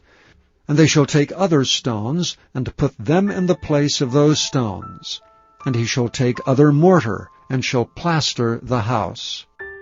And if the plague come again, and break out in the house, after that he hath taken away the stones, and after he hath scraped the house, and after it is plastered, then the priest shall come and look, and behold, if the plague be spread in the house, it is a fretting leprosy in the house, it is unclean. And he shall break down the house, the stones of it, and the timber thereof, and all the mortar of the house. And he shall carry them forth out of the city into an unclean place. Moreover, he that goeth into the house, all the while that is shut up, shall be unclean until the even. And he that lieth in the house shall wash his clothes, and he that eateth in the house shall wash his clothes. And if the priest shall come in and look upon it, and behold, the plague hath not spread in the house, after the house was plastered, then the priest shall pronounce the house clean, because the plague is healed. And he shall take to cleanse the house 2 birds, and cedar wood, and scarlet, and hyssop, and he shall kill the one of the birds in an earthen vessel over running water. And he shall take the cedar wood, and the hyssop, and the scarlet, and the living bird, and dip them in the blood of the slain bird, and in the running water, and sprinkle the house 7 times. And he shall cleanse the house with the blood of the bird, and with the running water, and with the living bird, and with the cedar wood, and with the hyssop, and with the scarlet. But he shall let go the living bird out of the city into the open fields, and make an atonement for the house, and it shall be clean. This is the law for all manner of plague of leprosy and scall, and for the leprosy of a garment, and of a house, and for a rising, and for a scab, and for a bright spot, to teach when it is unclean, and when it is clean. This is the law of leprosy. Chapter 15. And the Lord spake unto Moses and to Aaron, saying, Speak unto the children of Israel, and say unto them, When any man hath a running issue out of his flesh, because of his issue he is unclean. And this shall be his uncleanness in his issue, whether his flesh run with his issue, or his flesh be stopped from his issue, it is his uncleanness. Every bed whereon he lieth that hath the issue is unclean, and everything whereon he sitteth shall be unclean. And whosoever toucheth his bed shall wash his clothes, and bathe himself in water, and be unclean until the even. And he that sitteth on anything whereon he sat that hath the issue shall wash his clothes, and bathe himself in water, and be unclean until the even. And he that toucheth the flesh of him that hath the issue shall wash his clothes, and bathe himself in water, and be unclean until the even. And if he that hath the issue spit upon him that is clean, then he shall wash his clothes, and bathe himself in water, and be unclean until the even. And what saddle soever he rideth upon that hath the issue shall be unclean. And whosoever toucheth anything that was under him shall be unclean until the even. And he that beareth any of these things shall wash his clothes, and bathe himself in water, and be unclean until the even. And whomsoever he toucheth that hath the issue, and hath not rinsed his hands in water, he shall wash his clothes, and bathe himself in water, and be unclean until the even. And the vessel of earth that he touched, which hath the issue, shall be broken, and every vessel of wood shall be rinsed in water. And when he that hath an issue is cleansed of his issue, then he shall number to himself 7 days for his cleansing, and wash his clothes, and bathe his flesh in running water, and shall be clean. And on the 8th day he shall take to him 2 turtle doves, or 2 young pigeons, and come before the Lord unto the door of the tabernacle of the congregation, and give them unto the priest. And the priest shall offer them, the one for a sin offering, and the other for a burnt offering. And the priest shall make an atonement for him before the Lord for his issue. And if any man's seed of copulation go out from him, then he shall wash all his flesh in water, and be unclean until the even. And every garment, and every skin whereon is the seed of copulation shall be washed with water, and be unclean until the even. The woman also with whom man shall lie with seed of copulation, they shall both bathe themselves in water, and be unclean until the even. And if a woman have an issue, and her issue in her flesh be blood, she shall be put apart 7 days. And whosoever toucheth her shall be unclean until the even. And everything that she lieth upon in her separation shall be unclean. Everything also that she sitteth upon shall be unclean. And whosoever toucheth her bed shall wash his clothes, and bathe himself in water, and be unclean until the even. And whosoever toucheth anything that she sat upon shall wash his clothes, and bathe himself in water, and be unclean until the even. And if it be on her bed, or on anything whereon she sitteth, when he toucheth it, he shall be unclean until the even. And if any man lie with her at all, and her flowers be upon him, he shall be unclean 7 days, and all the bed whereon he lieth shall be unclean. And if a woman have an issue of her blood many days out of the time of her separation, or if it run beyond the time of her separation, all the days of the issue of her uncleanness shall be as the days of her separation, she shall be unclean. Every bed whereon she lieth all the days of her issue shall be unto her as the bed of her separation, and whatsoever she sitteth upon shall be unclean as the uncleanness of her separation. And whosoever toucheth those things shall be unclean, and shall wash his clothes, and bathe himself in water, and be unclean until the even. But if she be cleansed of her issue, then she shall number to herself 7 days, and after that she shall be clean. And on the 8th day she shall take unto her 2 turtles, or 2 young pigeons, and bring them unto the priest to the door of the tabernacle of the congregation. And the priest shall offer the one for a sin offering, and the other for a burnt offering. And the priest shall make an atonement for her before the Lord for the issue of her uncleanness. Thus shall ye separate the children of Israel from their uncleanness, that they die not in their uncleanness when they defile my tabernacle that is among them. This is the law of him that hath an issue, and of him whose seed goeth from him, and is defiled therewith, and of her that is sick of her flowers, and of him that hath an issue, of the man and of the woman, and of him that lieth with her that is unclean. Chapter 16. And the Lord spake unto Moses after the death of the 2 sons of Aaron, when they offered before the Lord and died. And the Lord said unto Moses, Speak unto Aaron thy brother, that he come not at all times into the holy place within the veil before the mercy seat, which is upon the ark, that he die not. For I will appear in the cloud upon the mercy seat. Thus shall Aaron come into the holy place, with a young bullock for a sin offering, and a ram for a burnt offering. He shall put on the holy linen coat, and he shall have the linen breeches upon his flesh, and shall be girded with a linen girdle, and with a linen mitre shall he be attired. These are holy garments. Therefore shall he wash his flesh in water, and so put them on. And he shall take of the congregation of the children of Israel 2 kids of the goats for a sin offering, and 1 ram for a burnt offering. And Aaron shall offer his bullock of the sin offering, which is for himself, and make an atonement for himself and for his house. And he shall take the 2 goats, and present them before the Lord at the door of the tabernacle of the congregation. And Aaron shall cast lots upon the 2 goats, 1 lot for the Lord, and the other lot for the scapegoat. And Aaron shall bring the goat upon which the Lord's lot fell, and offer him for a sin offering.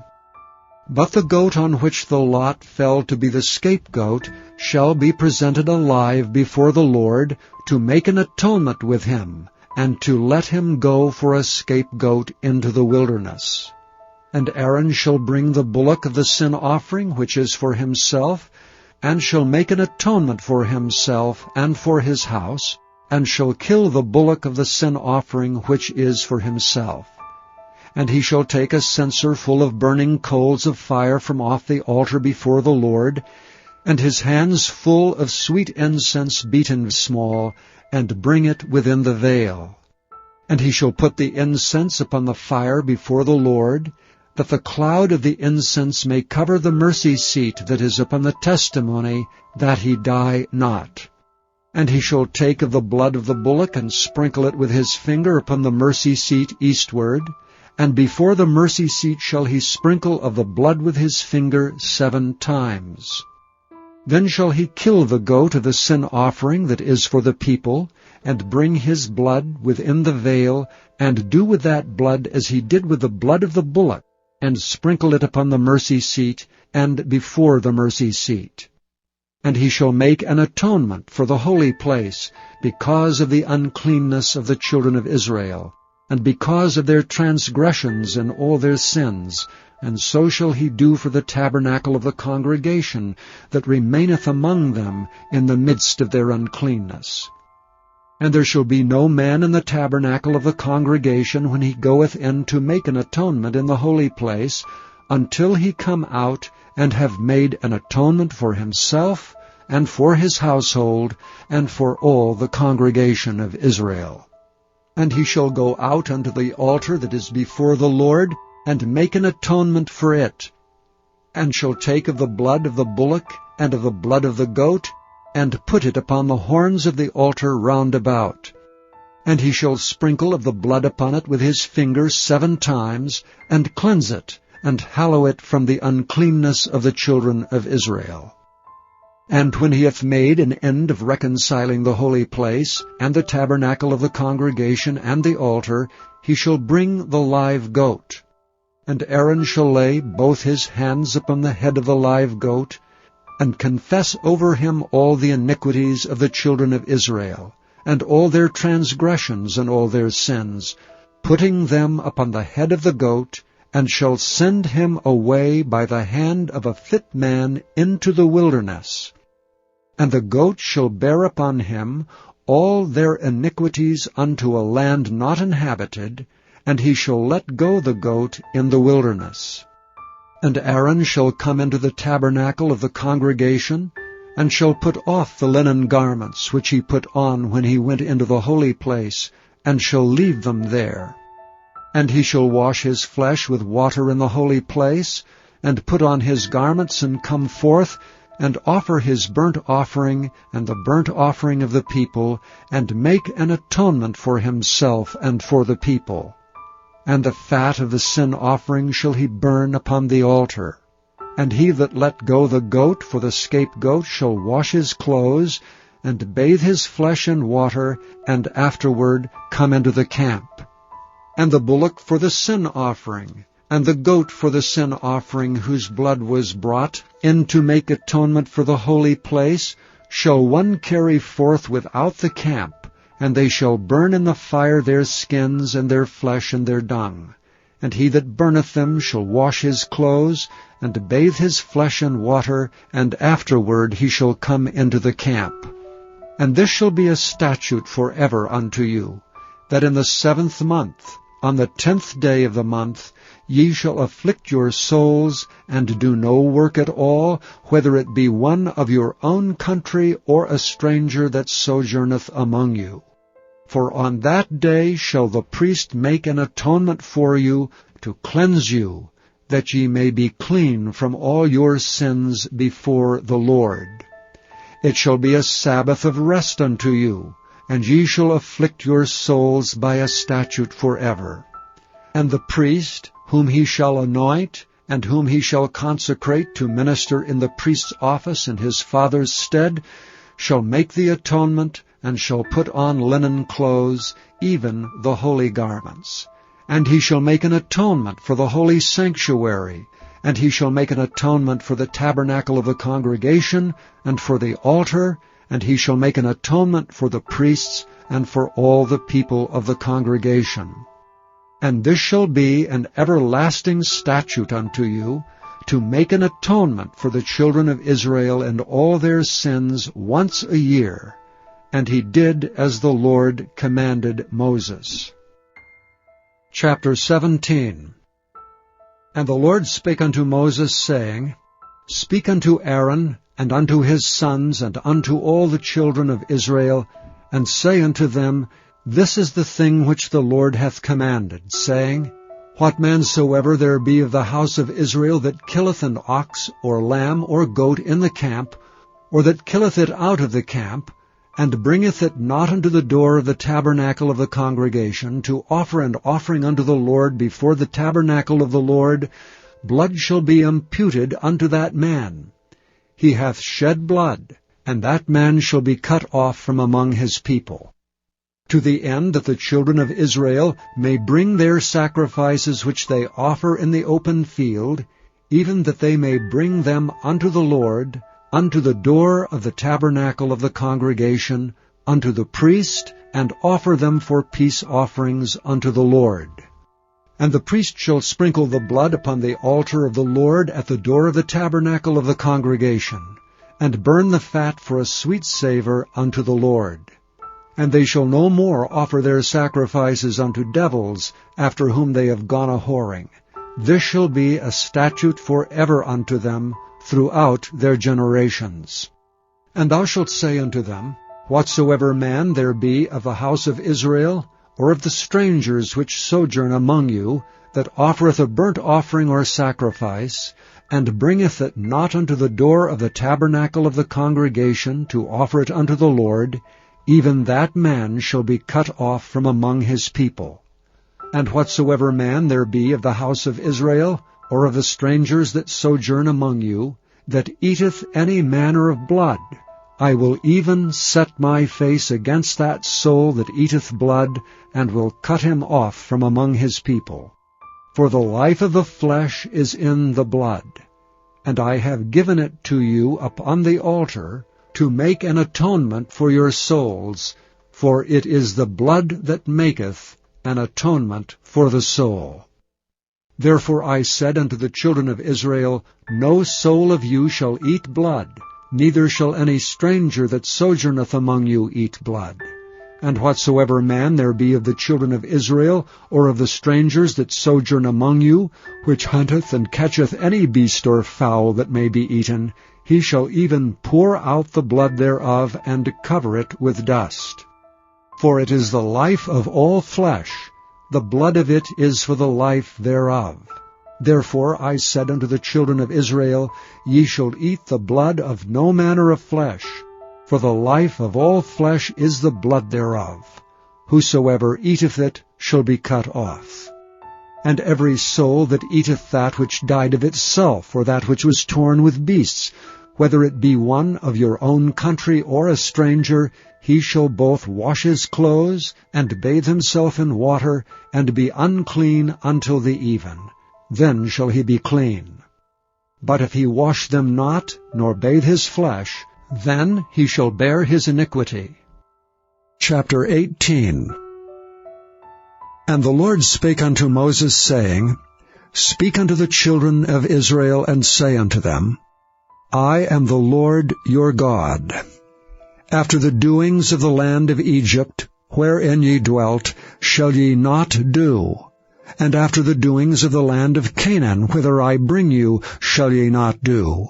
Neither shall ye walk in their ordinances. Ye shall do my judgments, and keep mine ordinances to walk therein. I am the Lord your God. Ye shall therefore keep my statutes and my judgments, which if a man do, he shall live in them. I am the Lord.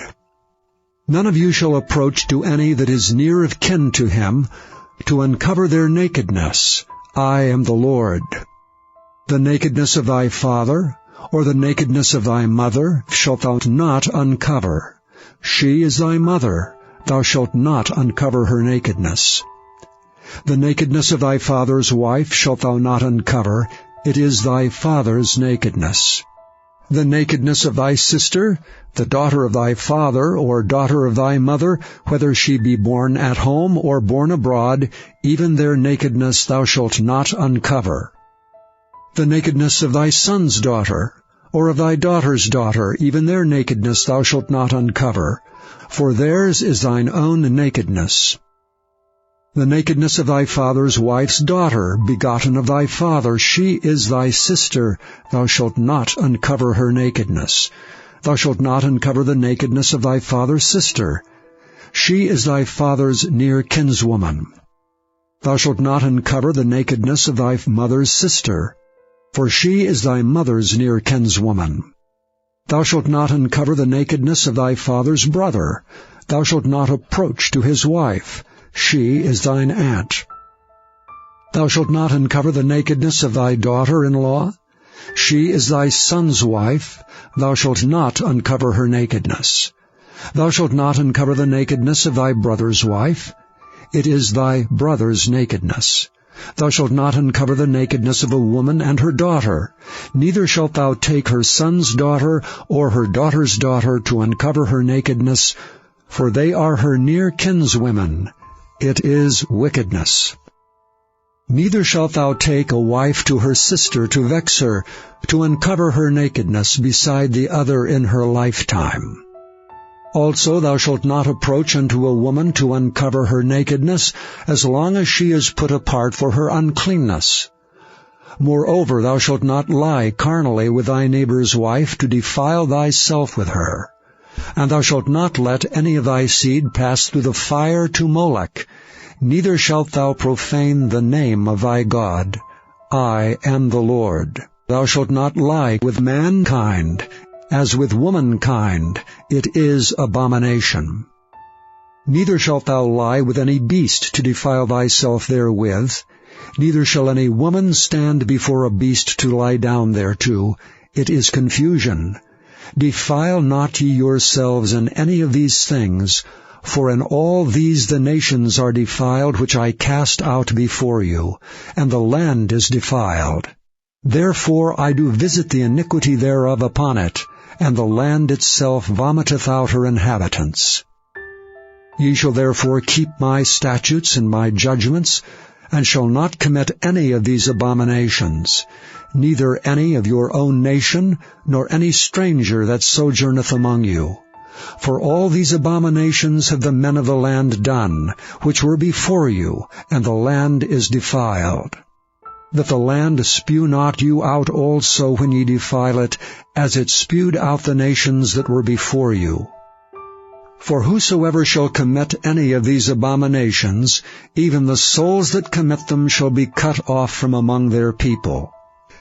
Therefore shall ye keep mine ordinance, that ye commit not any one of these abominable customs which were committed before you, and that ye defile not yourselves therein. I am the Lord your God.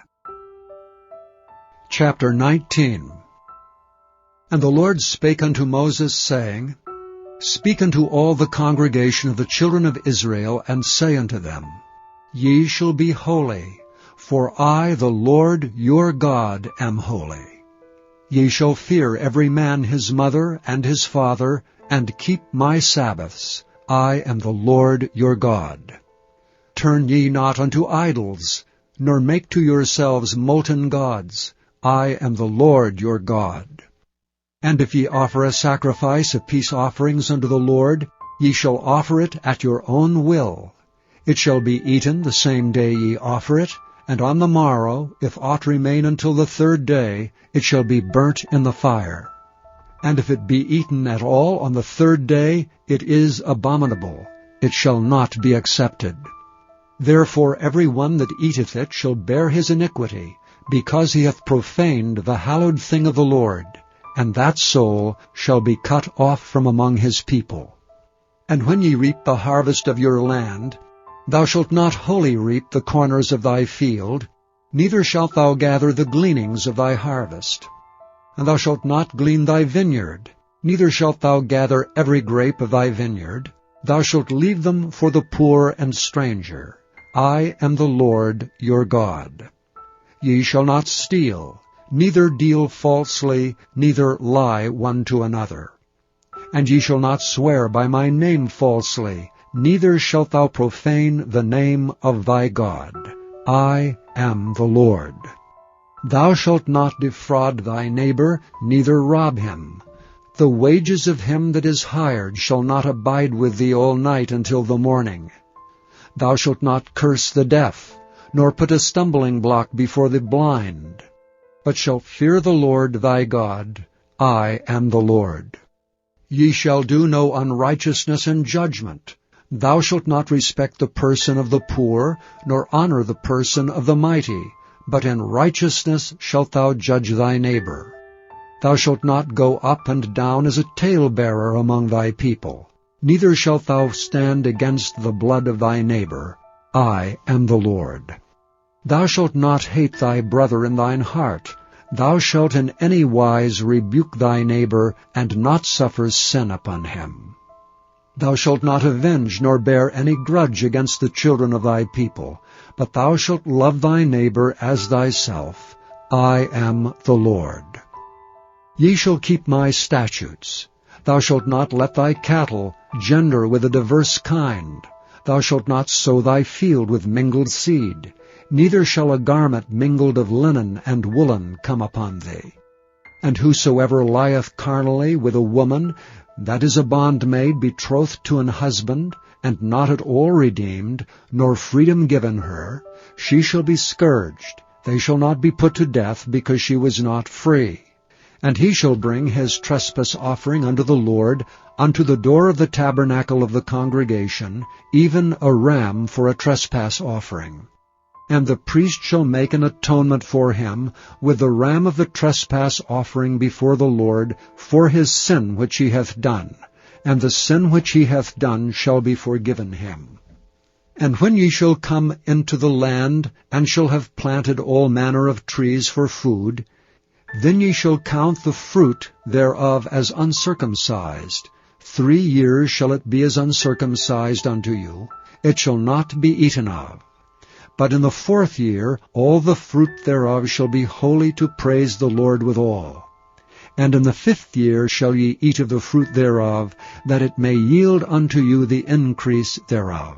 I am the Lord your God. Ye shall not eat anything with blood, neither shall ye use enchantment, nor observe times. Ye shall not round the corners of your heads, neither shalt thou mar the corners of thy beard. Ye shall not make any cuttings in your flesh for the dead, nor print any marks upon you. I am the Lord. Do not prostitute thy daughter to cause her to be a whore, lest the land fall to whoredom, and the land become full of wickedness. Ye shall keep my Sabbaths, and reverence my sanctuary. I am the Lord. Regard not them that have familiar spirits, neither seek after wizards to be defiled by them. I am the Lord your God. Thou shalt rise up before the hoary head, and honor the face of the old man, and fear thy God. I am the Lord. And if a stranger sojourn with thee in your land, ye shall not vex him. But the stranger that dwelleth with you shall be unto you as one born among you, and thou shalt love him as thyself. For ye were strangers in the land of Egypt. I am the Lord your God. Ye shall do no unrighteousness in judgment, in meter yard, in weight, or in measure. Just balances, just weights, a just ephah, and a just hin shall ye have. I am the Lord your God, which brought you out of the land of Egypt. Therefore shall ye observe all my statutes and all my judgments, and do them. I am the Lord. Chapter 20. And the Lord spake unto Moses, saying, Again thou shalt say to the children of Israel, Whosoever he be of the children of Israel, or of the strangers that sojourn in Israel, that giveth any of his seed unto Moloch, he shall surely be put to death. The people of the land shall stone him with stones. And I will set my face against that man, and will cut him off from among his people, because he hath given of his seed unto Moloch to defile my sanctuary, and to profane my holy name. And if the people of the land do any ways hide their eyes from the man, when he giveth of his seed unto Moloch, and kill him not, then I will set my face against that man and against his family, and will cut him off, and all that go a-whoring after him, to commit whoredom with Molech, from among their people. And the soul that turneth after such as have familiar spirits, and after wizards, to go a-whoring after them, I will even set my face against that soul, and will cut him off from among his people. Sanctify yourselves therefore, and be ye holy, for I am the Lord your God. And ye shall keep my statutes, and do them. I am the Lord which sanctify you. For every one that curseth his father or his mother shall be surely put to death. He hath cursed his father or his mother, his blood shall be upon him. And the man that committeth adultery with another man's wife, even he that committeth adultery with his neighbor's wife, the adulterer and the adulteress shall surely be put to death. And the man that lieth with his father's wife hath uncovered his father's nakedness. Both of them shall surely be put to death. Their blood shall be upon them. And if a man lie with his daughter-in-law, both of them shall surely be put to death. They have wrought confusion. Their blood shall be upon them. If a man also lie with mankind, as he lieth with a woman, both of them have committed an abomination. They shall surely be put to death, their blood shall be upon them. And if a man take a wife and her mother, it is wickedness. They shall be burnt with fire, both he and they, that there be no wickedness among you. And if a man lie with a beast, he shall surely be put to death, and ye shall slay the beast. And if a woman approach unto any beast, and lie down thereto, thou shalt kill the woman and the beast. They shall surely be put to death. Their blood shall be upon them. And if a man shall take his sister, his father's daughter, or his mother's daughter, and see her nakedness, and she see his nakedness, it is a wicked thing, and they shall be cut off in the sight of their people. He hath uncovered his sister's nakedness. He shall bear his iniquity. And if a man shall lie with a woman having her sickness, and shall uncover her nakedness, he hath discovered her fountain, and she hath uncovered the fountain of her blood, and both of them shall be cut off from among their people.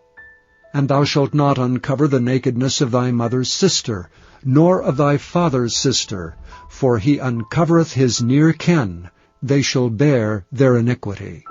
And if a man shall lie with his uncle's wife, he hath uncovered his uncle's nakedness. They shall bear their sin, they shall die childless. And if a man shall take his brother's wife, it is an unclean thing. He hath uncovered his brother's nakedness, they shall be childless. Ye shall therefore keep all my statutes and all my judgments, and do them, that the land whither I bring you to dwell therein spew you not out. And ye shall not walk in the manners of the nation which I cast out before you, for they committed all these things, and therefore I abhorred them. But I have said unto you, ye shall inherit their land, and I will give it unto you to possess it, a land that floweth with milk and honey. I am the Lord your God, which have separated you from other people. Ye shall therefore put difference between clean beasts and unclean, and between unclean fowls and clean. And ye shall not make your souls abominable by beast or by fowl, or by any manner of living thing that creepeth on the ground, which I have separated from you as unclean. And ye shall be holy unto me, for I the Lord am holy, and have severed you from other people, that ye should be mine. A man also or a woman that hath a familiar spirit, or that is a wizard, shall surely be put to death. They shall stone them with stones, their blood shall be upon them. Chapter 21. And the Lord said unto Moses, Speak unto the priests, the sons of Aaron, and say unto them, There shall none be defiled for the dead among his people, but for his kin that is near unto him, that is, for his mother, and for his father, and for his son, and for his daughter, and for his brother, and for his sister a virgin that is nigh unto him, which hath had no husband, for her may he be defiled. But he shall not defile himself, being a chief man among his people, to profane himself. They shall not make baldness upon their head, neither shall they shave off the corner of their beard, nor make any cuttings in their flesh.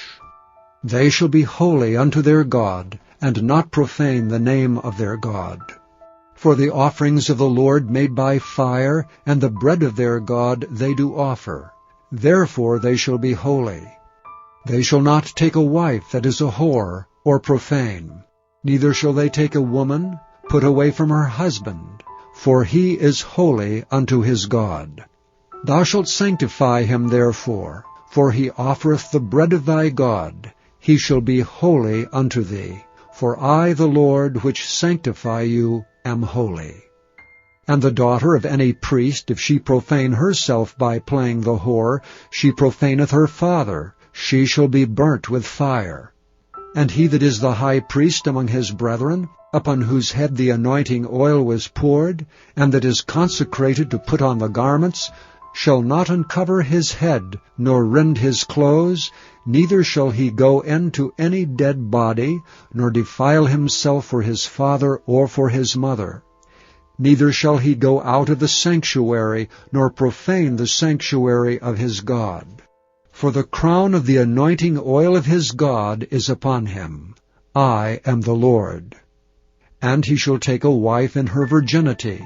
A widow, or a divorced woman, or profane, or an harlot, these shall he not take, but he shall take a virgin of his own people to wife. Neither shall he profane his seed among his people, for I, the Lord, do sanctify him. And the Lord spake unto Moses, saying, Speak unto Aaron, saying, Whosoever he be of thy seed in their generation, that hath any blemish, let him not approach to offer the bread of his God. For whatsoever man he be that hath a blemish, he shall not approach, a blind man, or a lame, or he that hath a flat nose, or anything superfluous, or a man that is broken-footed or broken-handed, or crook-backed, or a dwarf, or that hath a blemish in his eye, or be scurvy, or scabbed, or hath his stones broken. No man that hath a blemish of the seed of Aaron the priest shall come nigh to offer the offerings of the Lord made by fire. He hath a blemish. He shall not come nigh to offer the bread of his God. He shall eat the bread of his God, both of the most holy and of the holy. Only he shall not go in unto the veil, nor come nigh unto the altar, because he hath a blemish, that he profane not my sanctuaries. For I, the Lord, do sanctify them. And Moses told it unto Aaron, and to his sons, and to all the children of Israel. Chapter 22. And the Lord spake unto Moses, saying, Speak unto Aaron and to his sons, that they separate themselves from the holy things of the children of Israel, and that they profane not my holy name and those things which they hallow unto me. I am the Lord.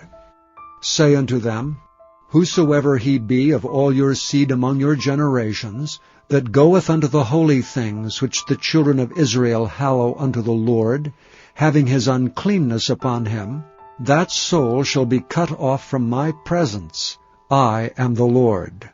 What man soever of the seed of Aaron is a leper, or hath a running issue, he shall not eat of the holy things until he be clean.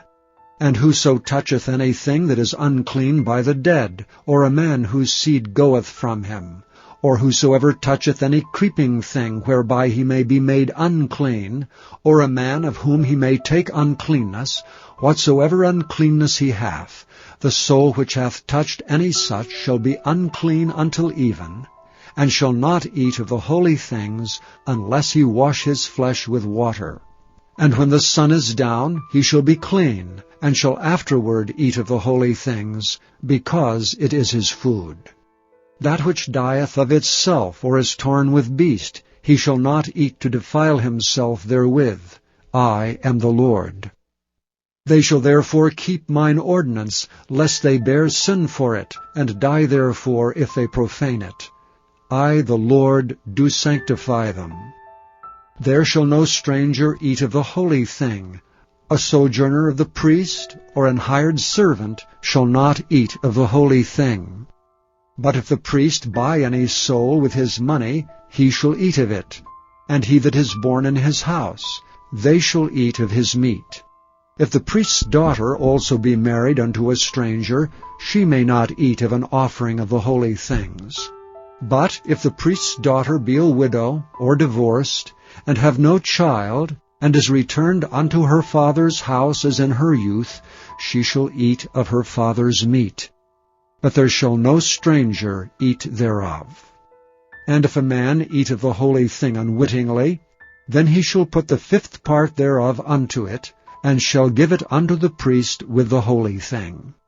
And they shall not profane the holy things of the children of Israel, which they offer unto the Lord, or suffer them to bear the iniquity of trespass when they eat their holy things. For I, the Lord, do sanctify them. And the Lord spake unto Moses, saying, Speak unto Aaron, and to his sons, and to all the children of Israel, and say unto them, Whatsoever he be of the house of Israel, or of the strangers in Israel, that will offer his oblation for all his vows, and for all his freewill offerings, which they will offer unto the Lord for a burnt offering, ye shall offer at your own will a male without blemish of the beeves, of the sheep, or of the goats. But whatsoever hath a blemish, that shall ye not offer, for it shall not be acceptable for you. And whosoever offereth a sacrifice of peace offerings unto the Lord, to accomplish his vow, or a freewill offering in beeves or sheep, it shall be perfect to be accepted. There shall be no blemish therein. Blind, or broken, or maimed, or having a wen, or scurvy, or scabbed, ye shall not offer these unto the Lord, nor make an offering by fire of them upon the altar unto the Lord. Either a bullock or a lamb that hath anything superfluous or lacking in his parts, that mayest thou offer for a freewill offering, but for a vow it shall not be accepted. Ye shall not offer unto the Lord that which is bruised, or crushed, or broken, or cut. Neither shall ye make any offering thereof in your land. Neither from a stranger's hand shall ye offer the bread of your God of any of these, because their corruption is in them, and blemishes be in them. They shall not be accepted for you. And the Lord spake unto Moses, saying, When a bullock or a sheep or a goat is brought forth, then it shall be 7 days under the dam, and from the 8th day and thenceforth it shall be accepted for an offering made by fire unto the Lord. And whether it be cow or ewe, ye shall not kill it and her young both in 1 day. And when ye will offer a sacrifice of thanksgiving unto the Lord, offer it at your own will. On the same day it shall be eaten up, ye shall leave none of it until the morrow. I am the Lord. Therefore shall ye keep my commandments and do them. I am the Lord. Neither shall ye profane my holy name, but I will be hallowed among the children of Israel. I am the Lord which hallow you, that brought you out of the land of Egypt to be your God. I am the Lord. Chapter 23. And the Lord spake unto Moses, saying, Speak unto the children of Israel, and say unto them, Concerning the feasts of the Lord, which ye shall proclaim to be holy convocations, even these are my feasts. 6 days shall work be done, but the 7th day is the Sabbath of rest, and holy convocation. Ye shall do no work therein. It is the Sabbath of the Lord in all your dwellings. These are the feasts of the Lord, even holy convocations, which ye shall proclaim in their seasons. In the 14th day of the 1st month at even is the Lord's Passover. And on the 15th day of the same month is the feast of unleavened bread unto the Lord. 7 days ye must eat unleavened bread. In the 1st day ye shall have an holy convocation. Ye shall do no servile work therein. But ye shall offer an offering made by fire unto the Lord 7 days. In the 7th day is an holy convocation. Ye shall do no servile work therein. And the Lord spake unto Moses, saying, Speak unto the children of Israel, and say unto them, When ye be come into the land which I give unto you, and shall reap the harvest thereof, then ye shall bring a sheaf of the firstfruits of your harvest unto the priest. And he shall wave the sheaf before the Lord, to be accepted for you. On the morrow after the Sabbath the priest shall wave it. And ye shall offer that day, when ye wave the sheaf, an he lamb without blemish of the 1st year for a burnt offering unto the Lord. And the meat offering thereof shall be 2/10 deals of fine flour mingled with oil, an offering made by fire unto the Lord for a sweet savour. And the drink offering thereof shall be of wine, the 4th part of an hin. And ye shall eat neither bread nor parched corn, nor green ears, until the selfsame day that ye have brought an offering unto your God. It shall be a statute forever throughout your generations in all your dwellings. And ye shall count unto you from the morrow after the Sabbath, from the day that ye brought the sheaf of the wave offering, 7 Sabbaths shall be complete. Even unto the morrow after the 7th Sabbath shall ye number 50 days, and ye shall offer a new meat offering unto the Lord. Ye shall bring out of your habitations 2 wave loaves of 2/10 deals. They shall be of fine flour. They shall be baken with leaven. They are the firstfruits unto the Lord. And ye shall offer with the bread 7 lambs without blemish of the 1st year, and 1 young bullock, and 2 rams. They shall be for a burnt offering unto the Lord, with their meat offering and their drink offerings, even an offering made by fire of sweet savour unto the Lord. Then ye shall sacrifice 1 kid of the goats for a sin offering, and 2 lambs of the 1st year for a sacrifice of peace offerings. And the priest shall wave them with the bread of the firstfruits for a wave offering before the Lord, with the 2 lambs. They shall be holy to the Lord for the priest. And ye shall proclaim on the selfsame day, that it may be an holy convocation unto you. Ye shall do no servile work therein. It shall be a statute forever in all your dwellings throughout your generations. And when ye reap the harvest of your land, thou shalt not make clean riddance of the corners of thy field when thou reapest, neither shalt thou gather any gleaning of thy harvest. Thou shalt leave them unto the poor and to the stranger. I am the Lord your God.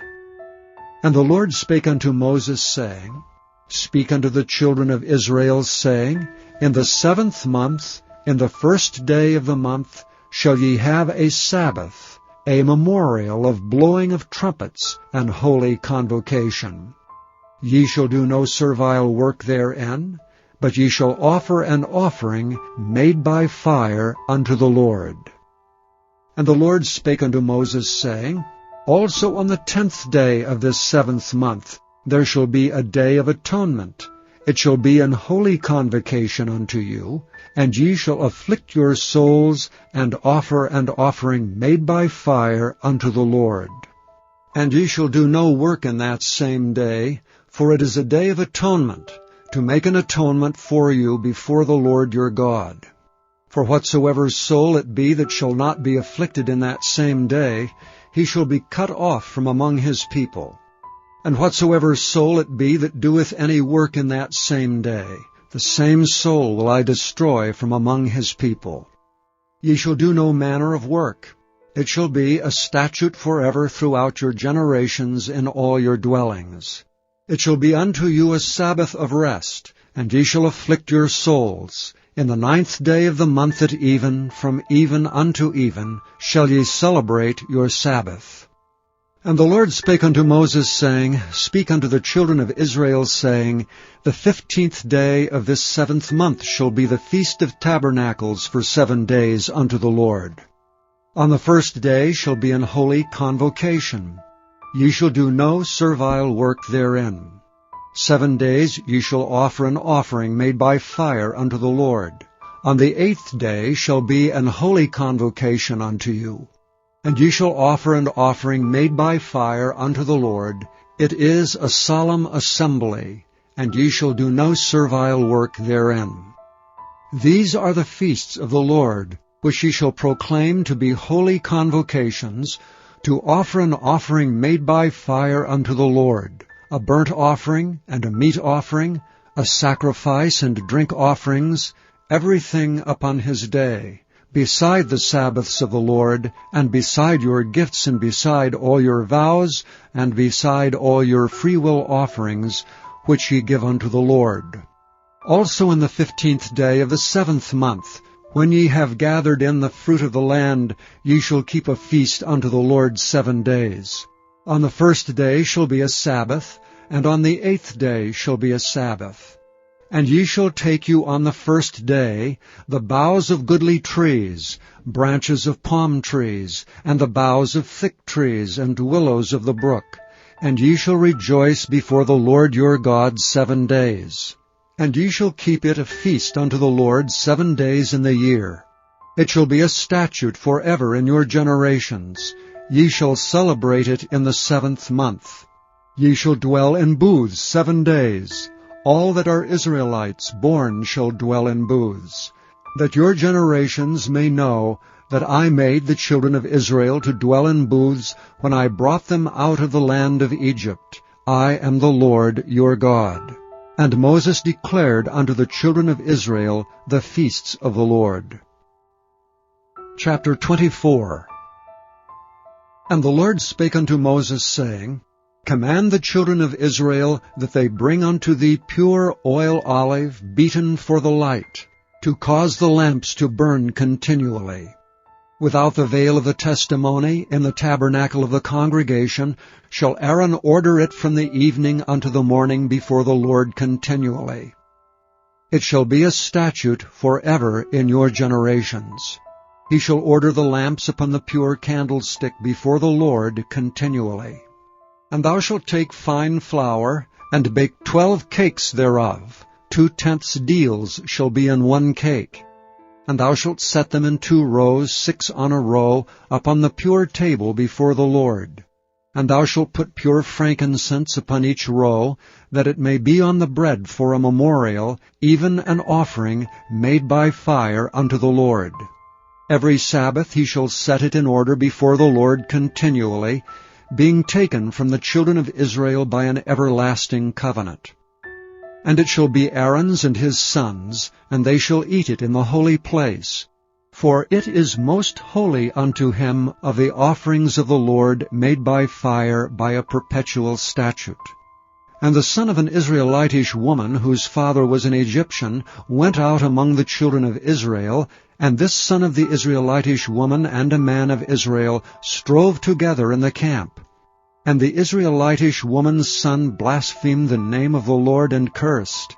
And they brought him unto Moses, and his mother's name was Shelomith, the daughter of Dibri, of the tribe of Dan.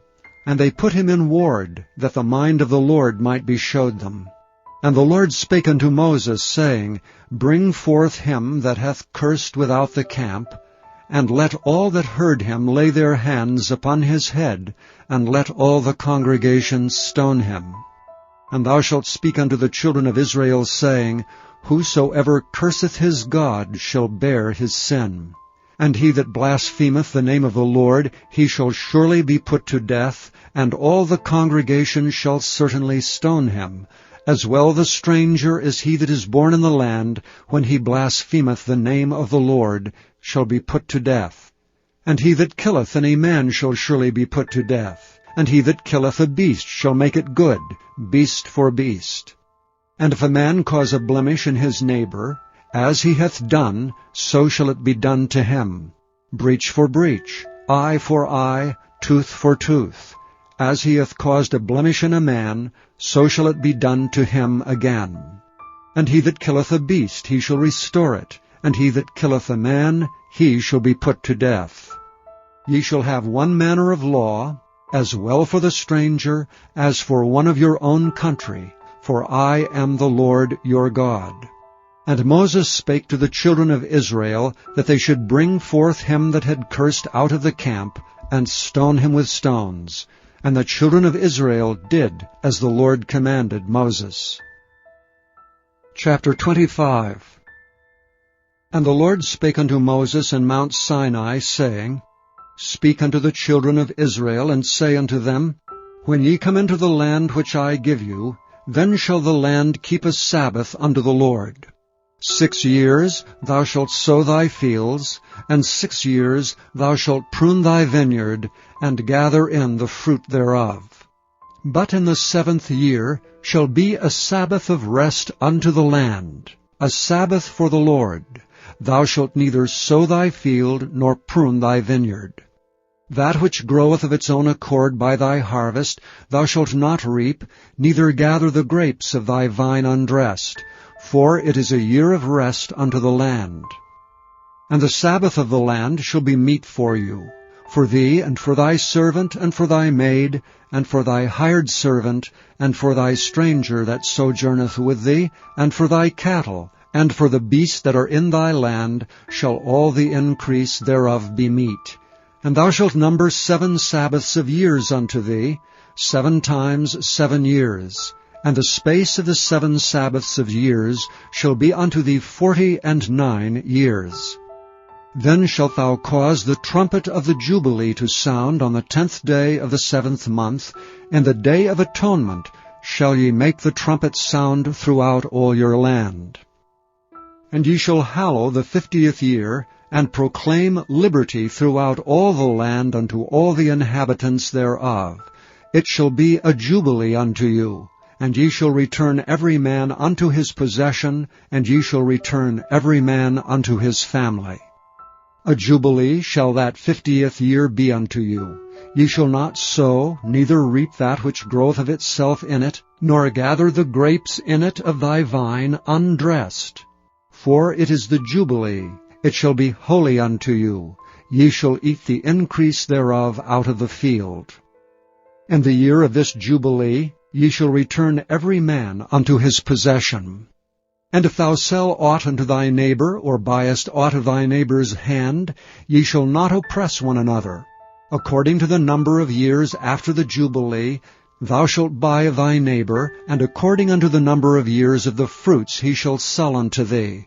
According to the multitude of years thou shalt increase the price thereof, and according to the fewness of the years thou shalt diminish the price of it. For according to the number of the years of the fruits doth he sell unto thee. Ye shall not therefore oppress one another, but thou shalt fear thy God, for I am the Lord your God. Wherefore ye shall do my statutes, and keep my judgments, and do them. And ye shall dwell in the land in safety.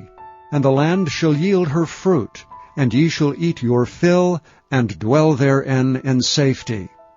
And if ye shall say, What shall we eat the 7th year? Behold, we shall not sow, nor gather in our increase. Then I will command my blessing upon you in the 6th year, and it shall bring forth fruit for 3 years. And ye shall sow the 8th year, and eat yet of the old fruit until the 9th year. Until her fruits come in ye shall eat of the old store. The land shall not be sold forever, for the land is mine. For ye are strangers and sojourners with me. And in all the land of your possession ye shall grant a redemption for the land. If thy brother be waxen poor, and hath sold away some of his possession, and if any of his kin come to redeem it, then shall he redeem that which his brother sold.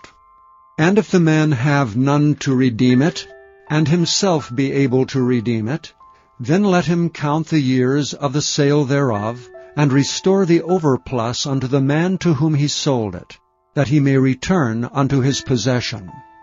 But if he be not able to restore it to him, then that which is sold shall remain in the hand of him that hath bought it until the year of Jubilee, and in the Jubilee it shall go out, and he shall return unto his possession.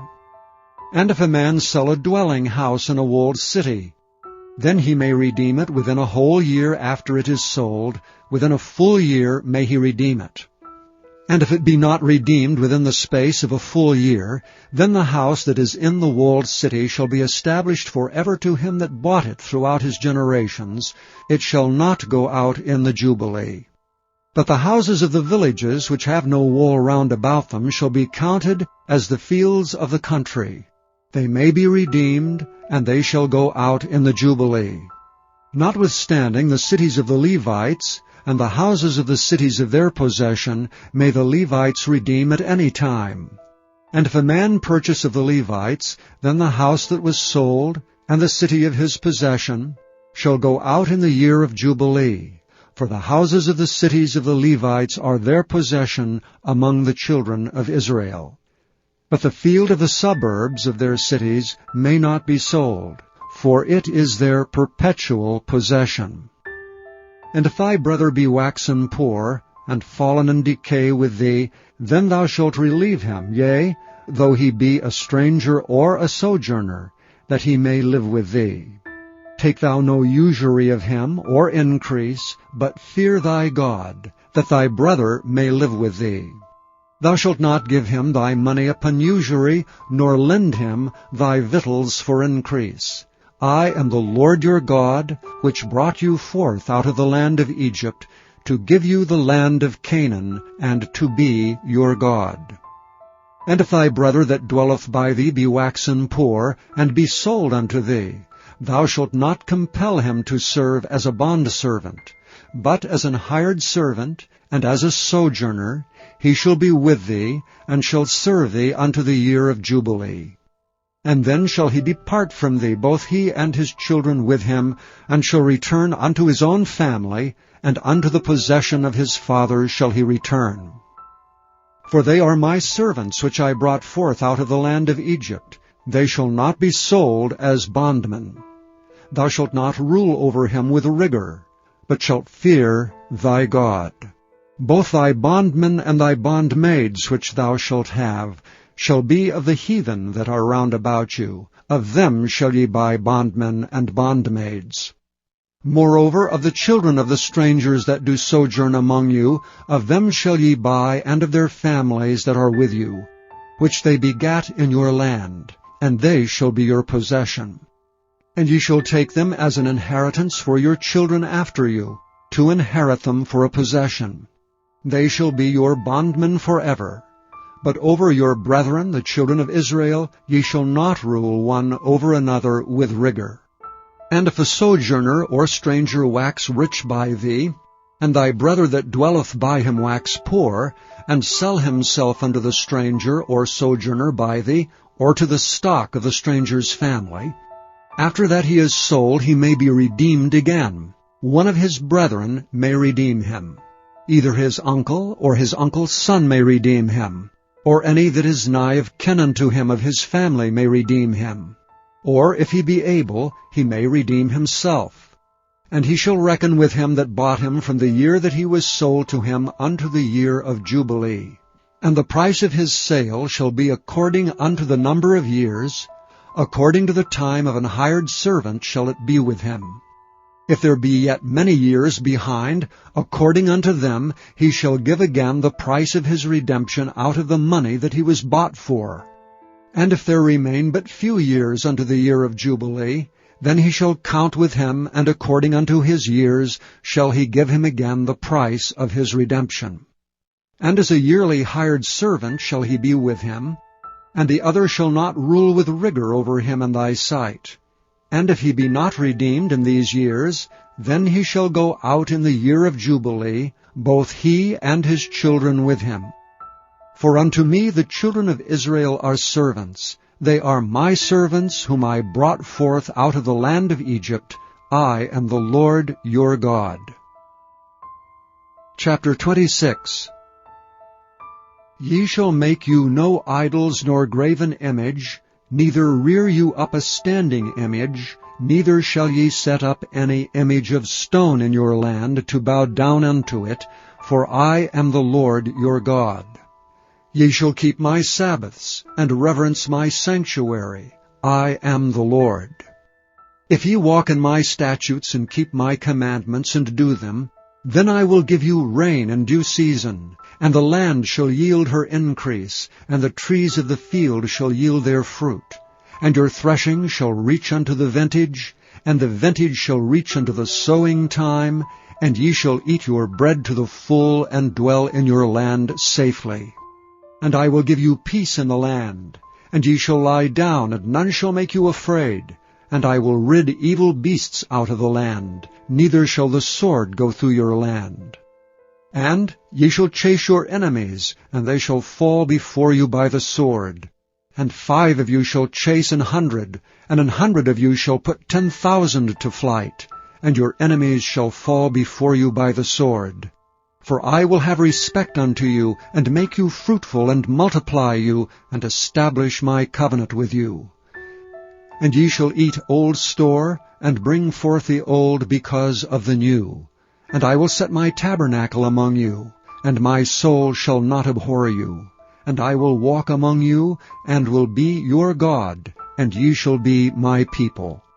I am the Lord your God, which brought you forth out of the land of Egypt, that ye should not be their bondmen.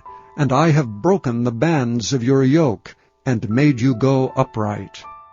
But if ye will not hearken unto me, and will not do all these commandments, and if ye shall despise my statutes, or if your soul abhor my judgments, so that ye will not do all my commandments, but that ye break my covenant, I also will do this unto you. I will even appoint over you terror, consumption, and the burning ague, that shall consume the eyes and cause sorrow of heart.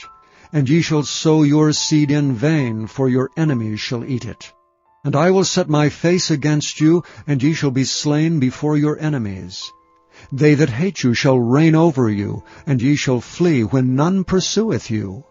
And if ye will not yet for all this hearken unto me, then I will punish you 7 times more for your sins. And I will break the pride of your power, and I will make your heaven as iron, and your earth as brass, and your strength shall be spent in vain.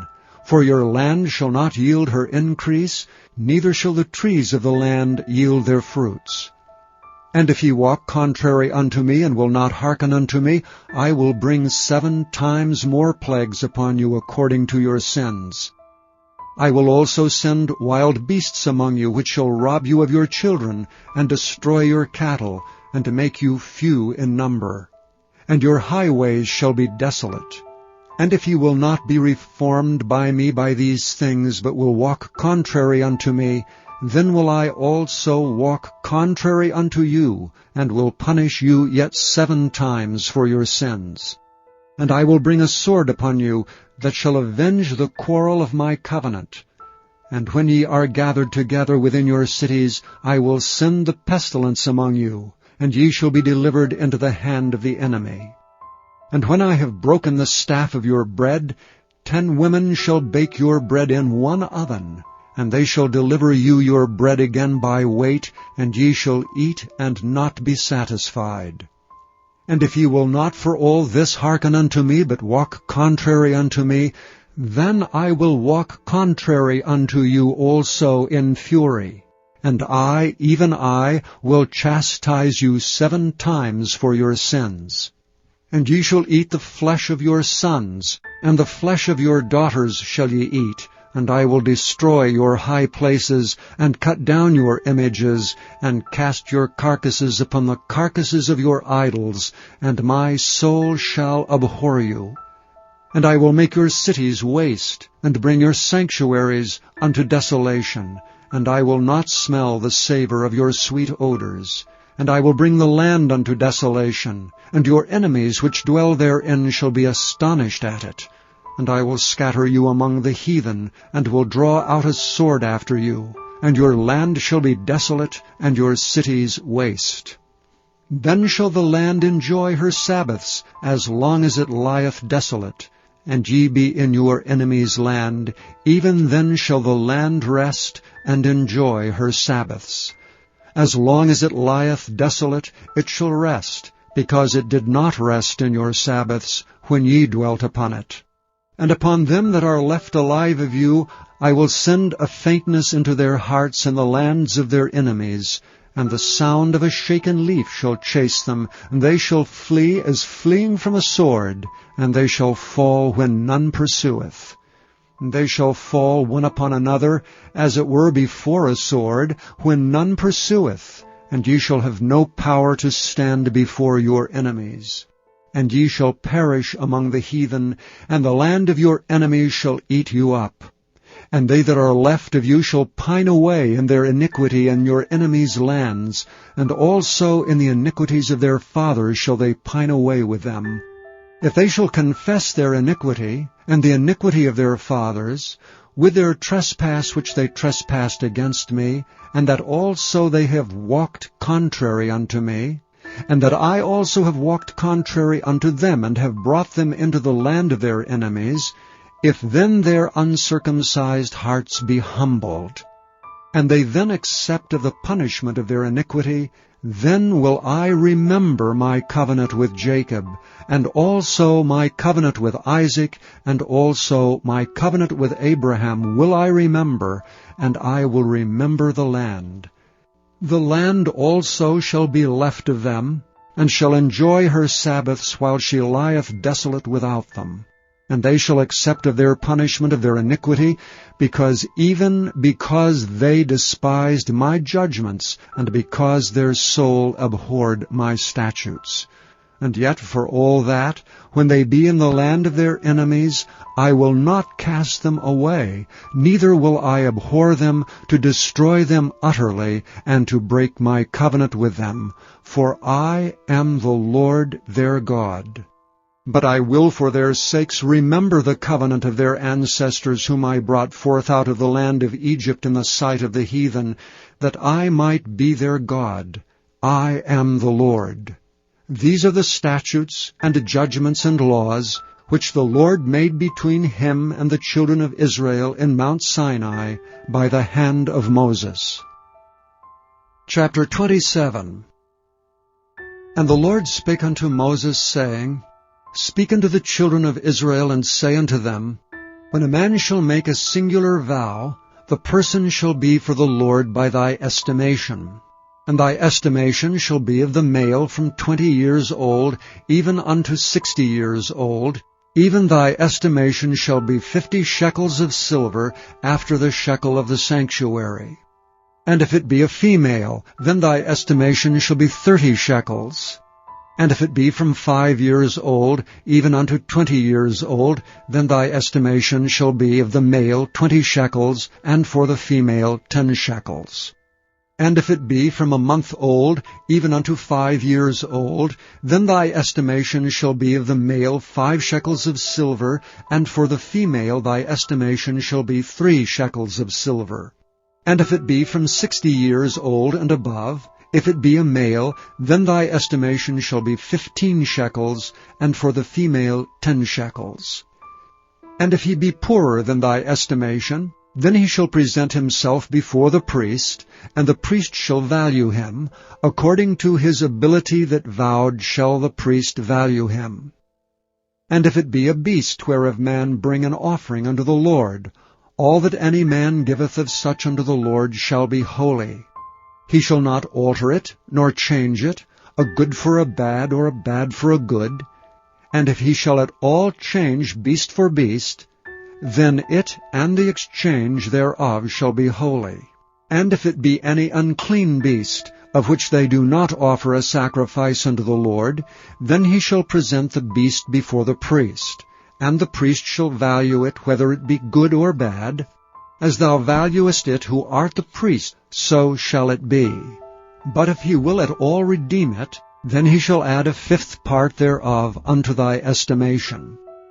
And when a man shall sanctify his house to be holy unto the Lord, then the priest shall estimate it, whether it be good or bad. As the priest shall estimate it, so shall it stand.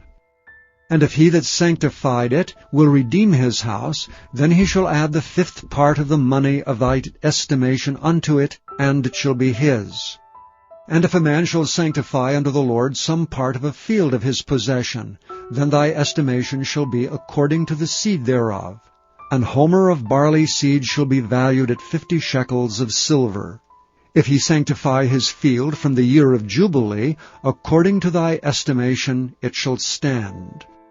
But if he sanctify his field after the Jubilee, then the priest shall reckon unto him the money according to the years that remain, even unto the year of the Jubilee, and it shall be abated from thy estimation. And if he that sanctified the field will in any wise redeem it, then he shall add the 5th part of the money of thy estimation unto it, and it shall be assured to him. And if he will not redeem the field, or if he have sold the field to another man, it shall not be redeemed any more. But the field, when it goeth out in the Jubilee, shall be holy unto the Lord, as a field devoted. The possession thereof shall be the priest's. And if a man sanctify unto the Lord a field which he hath bought, which is not of the fields of his possession, then the priest shall reckon unto him the worth of thy estimation, even unto the year of the Jubilee. And he shall give thine estimation in that day as a holy thing unto the Lord. And in the year of the Jubilee the field shall return unto him of whom it was bought, even to him to whom the possession of the land did belong. And all thy estimation shall be according to the shekel of the sanctuary, 20 gerahs shall be the shekel. Only the firstling of the beasts which should be the Lord's firstling, no man shall sanctify it, whether it be ox or sheep, it is the Lord's. And if it be of an unclean beast, then he shall redeem it according to thine estimation, and add a 5th part of it thereto, or if it be not redeemed, then it shall be sold according to thy estimation. Notwithstanding, no devoted thing that a man shall devote unto the Lord of all that he hath, both of man and beast, and of the field of his possession, shall be sold or redeemed. Every devoted thing is most holy unto the Lord. None devoted which shall be devoted of men shall be redeemed, but shall surely be put to death. And all the tithe of the land, whether of the seed of the land or of the fruit of the tree, is the Lord's. It is holy unto the Lord. And if a man will at all redeem aught of his tithes, he shall add thereto the 5th part thereof. And concerning the tithe of the herd, or of the flock, even of whatsoever passeth under the rod, the 10th shall be holy unto the Lord. He shall not search whether it be good or bad, neither shall he change it. And if he change it at all, then both it and the change thereof shall be holy, it shall not be redeemed. These are the commandments which the Lord commanded Moses for the children of Israel in Mount Sinai.